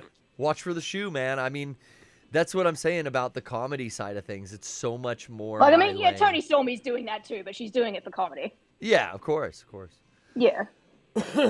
But yeah, I don't think we've talked since the new year. You're getting up to anything fun? I've seen you've been posting some pics with the dog up in our Mega 64 Discord. Yeah. Your sweet you were puppy. talking before about my sweet, but she's with me right now, actually, demanding cuddles. That's how it be. It'd be like that.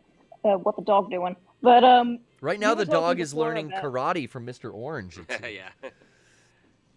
But you were talking before about wrestling burnout, Yes. and I was saying how you probably notice I'm not posting as much wrestling art anymore, and it's nothing to do with like me not liking wrestling anymore. Sure. It's just like I was making so much, and then I was posting it, and because of the way the algorithm is, and it's just like I post something to fucking crickets that I spend like ages working on, and then you go and see all this AI slop that gets like dumped online, and then that's the shit that gets retweeted by the wrestlers, and I'm like, this fucking sucks, man. Like I need to stop for a little while because it's bumming me out. I can't wait for the bottom to drop out on this fucking AI. Like it seems like our whole economy is based on fucking AI. Every corporation wants to have a foot in AI, and it's like, I don't think these shareholders are gonna get a return on this investment. All people are doing are making And like my porn. parents will be sending me videos of like, oh, look at this cute dog video, and I'll be like, oh, Mom, no, it's AI. And hey man, and they get bummed out when I tell them. I say it's AI, and they say, oh, why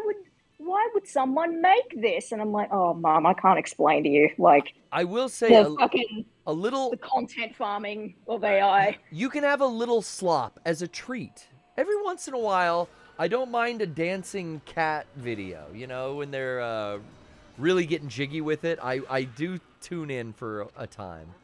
But, the only thing of AI I will defend is the way you make your thumbnails, because you make them there's clearly artistic intent. Sure. I mean, as much as you want to call what you do artistic intent. Yeah, but I'm using generative fill to showcase how fucking stupid it looks.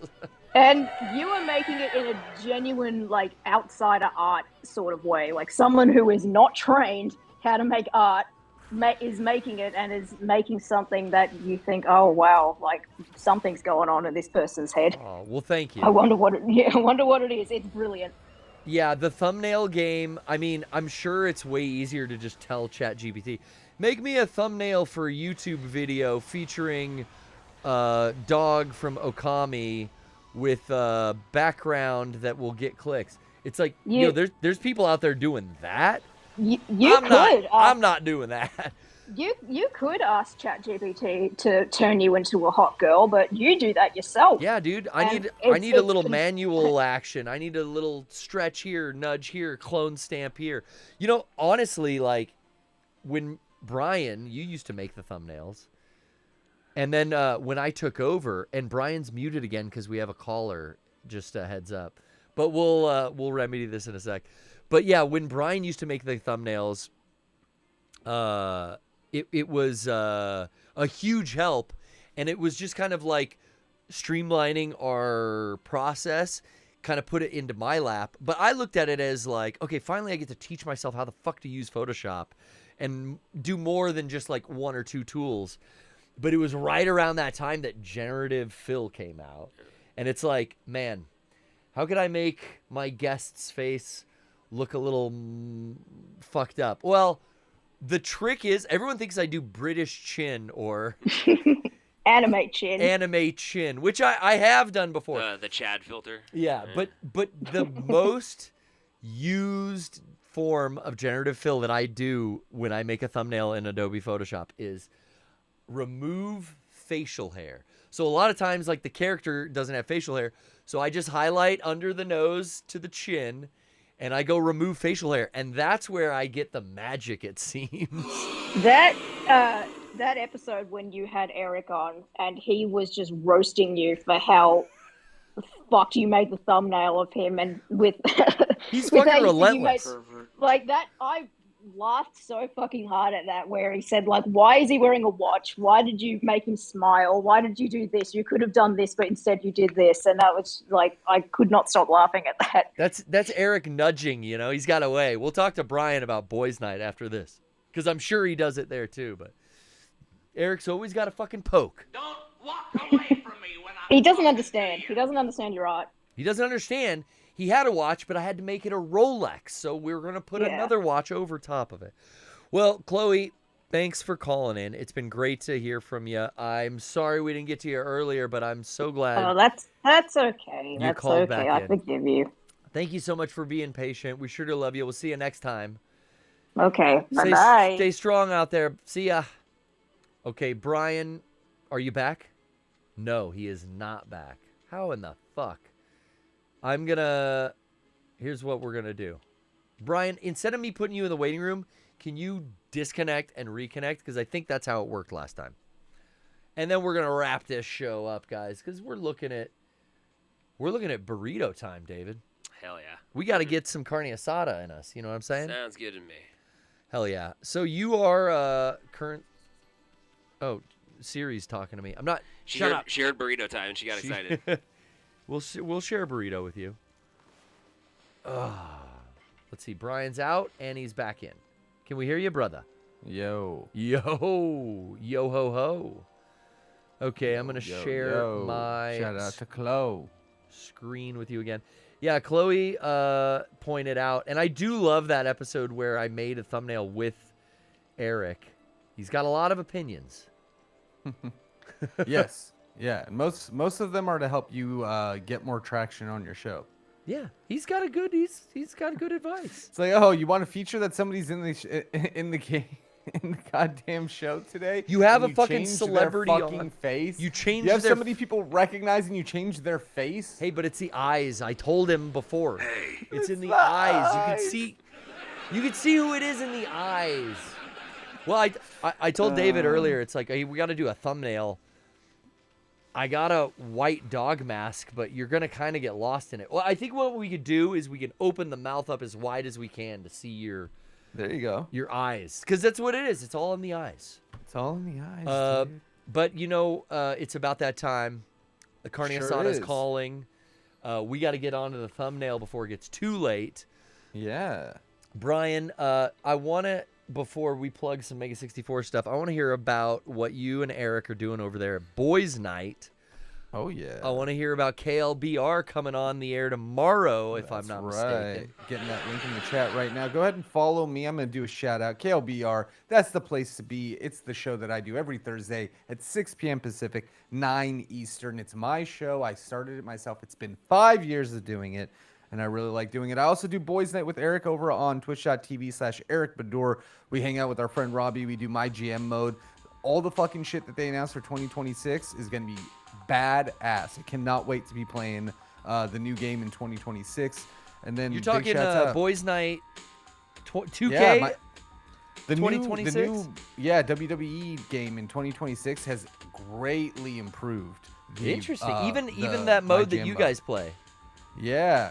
Specifically the mode. I mean, you can't really tweak the wrestling part of the game that much more from year to year. So they put a lot more into the My GM mode, and I'm really excited to get into next season. It's a really cool game. It's a lot of fun. I cannot believe that is the one part of the fucking game that I actually enjoy playing. Yeah, My GM. I know. Yeah, it's pretty fucking sick. I want to give a big shout out. Thank you, David, for coming on the show today, dude. It was really cool to hear like the inside perspective from the ref, because I think a lot of fans of wrestling hear about what wrestlers' mentality is, but they don't hear about the ref. And I always talk about how the ref is the most important person in the ring, because they give it that real feel that it's an actual fight. Yeah. I mean, and depending on the productions, you guys are wearing headsets. You're getting feedback from the booker about time and like, hey, tell them to fucking hurry this up or what. And even with the effort that I put in, I'm so okay with fading into the background, because you look at the entire production, you pull your perspective way back and realize that it's not really about you. It's about the whole image, the whole story that you're trying to tell. And if like I'm in and out of the building without anyone saying hello to me, that's kind of the way I want it, because like it's like visual effects in movies. If you notice it, something went wrong. Yes, you're doing your job if you are letting those two wrestlers have the spotlight. Right. Yes.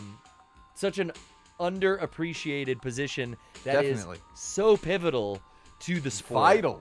Vital is the right word exactly, Brian.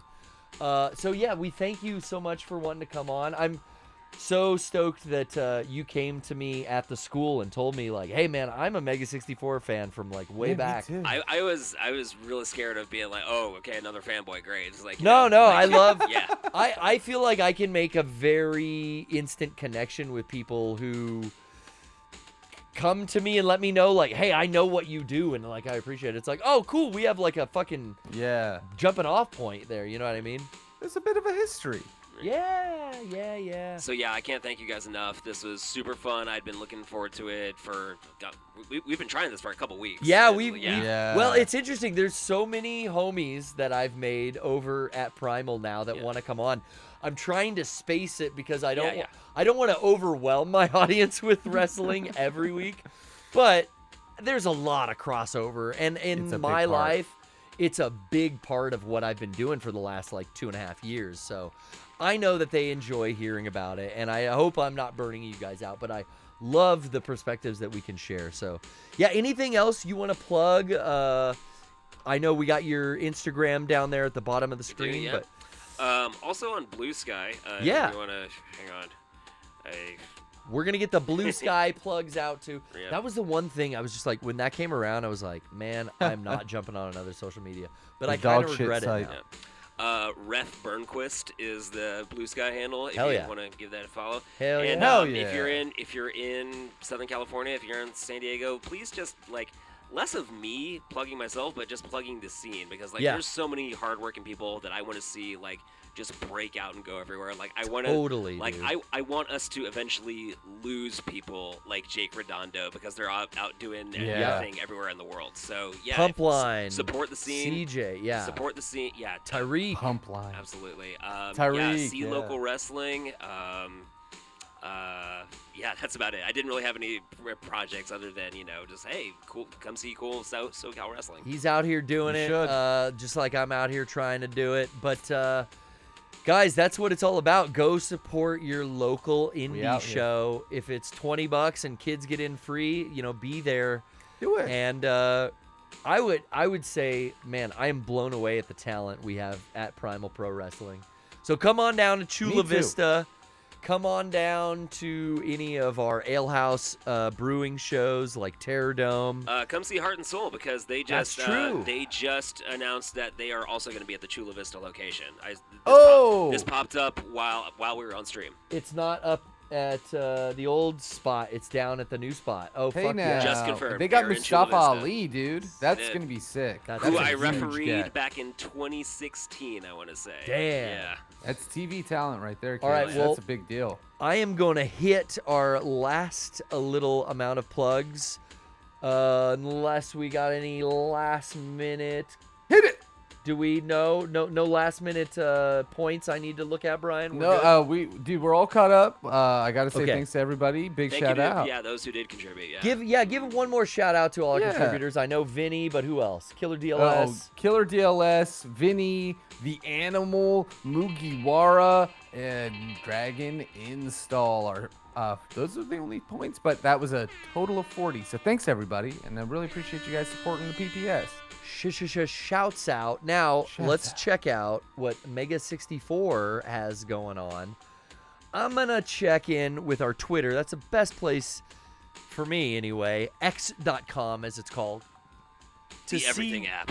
Yeah, the Everything app. Elon's personal playground, as we call it. What do we got? Ooh, people are getting their patches ironed on. The Mega 64 merch is always flowing at shop.mega64.com. What is this? Introducing Dropout, a live stream. Oh, yeah, we used to do that back in the Dizzy. Rocco's got some exciting new Pirates information. I got to make a fun little piece of social media here with Kevin and Meg. That is the Come Pack and Order With Us.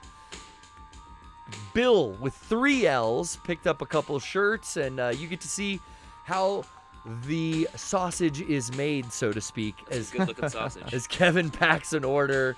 We had a fun time coming up with this. Like, what's the most fucked up but also like over protective things we could do with the merch? I think my favorite part is the iron just sitting there for a good 5 seconds before he slides it across. I got to do some fun Foley on that. We are going to hit another podcast as we did last Friday.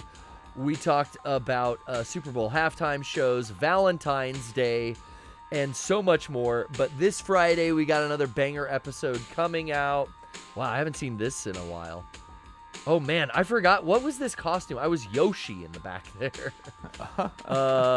Watching the 2020 64X panel. A throwback. Oh, yeah, we've been trying to push everyone to go see the new and still in theaters at AMC. My friend Destiny could not tune in to the stream tonight because she's watching the movie. And we will give Destiny a pass.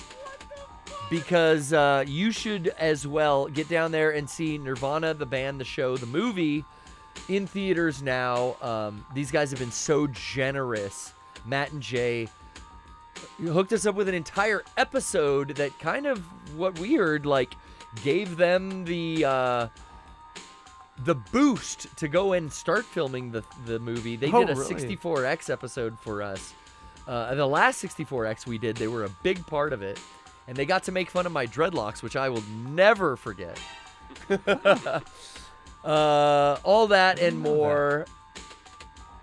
A lot of promotion here. But yeah, the room has ended. We are on the back 9 of the room episodes and highlights going up. But you can find them all at our Patreon.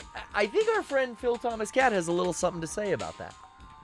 The curious Phil Thomas Cat here. Show the Mega 64 boys some love by taking a click on over to patreon.com/Mega64. You'll get access to all the coolest fan features, like exclusive videos, a private Discord server, and the warm satisfaction of knowing you're supporting one of the most tantalizing internet groups of all time.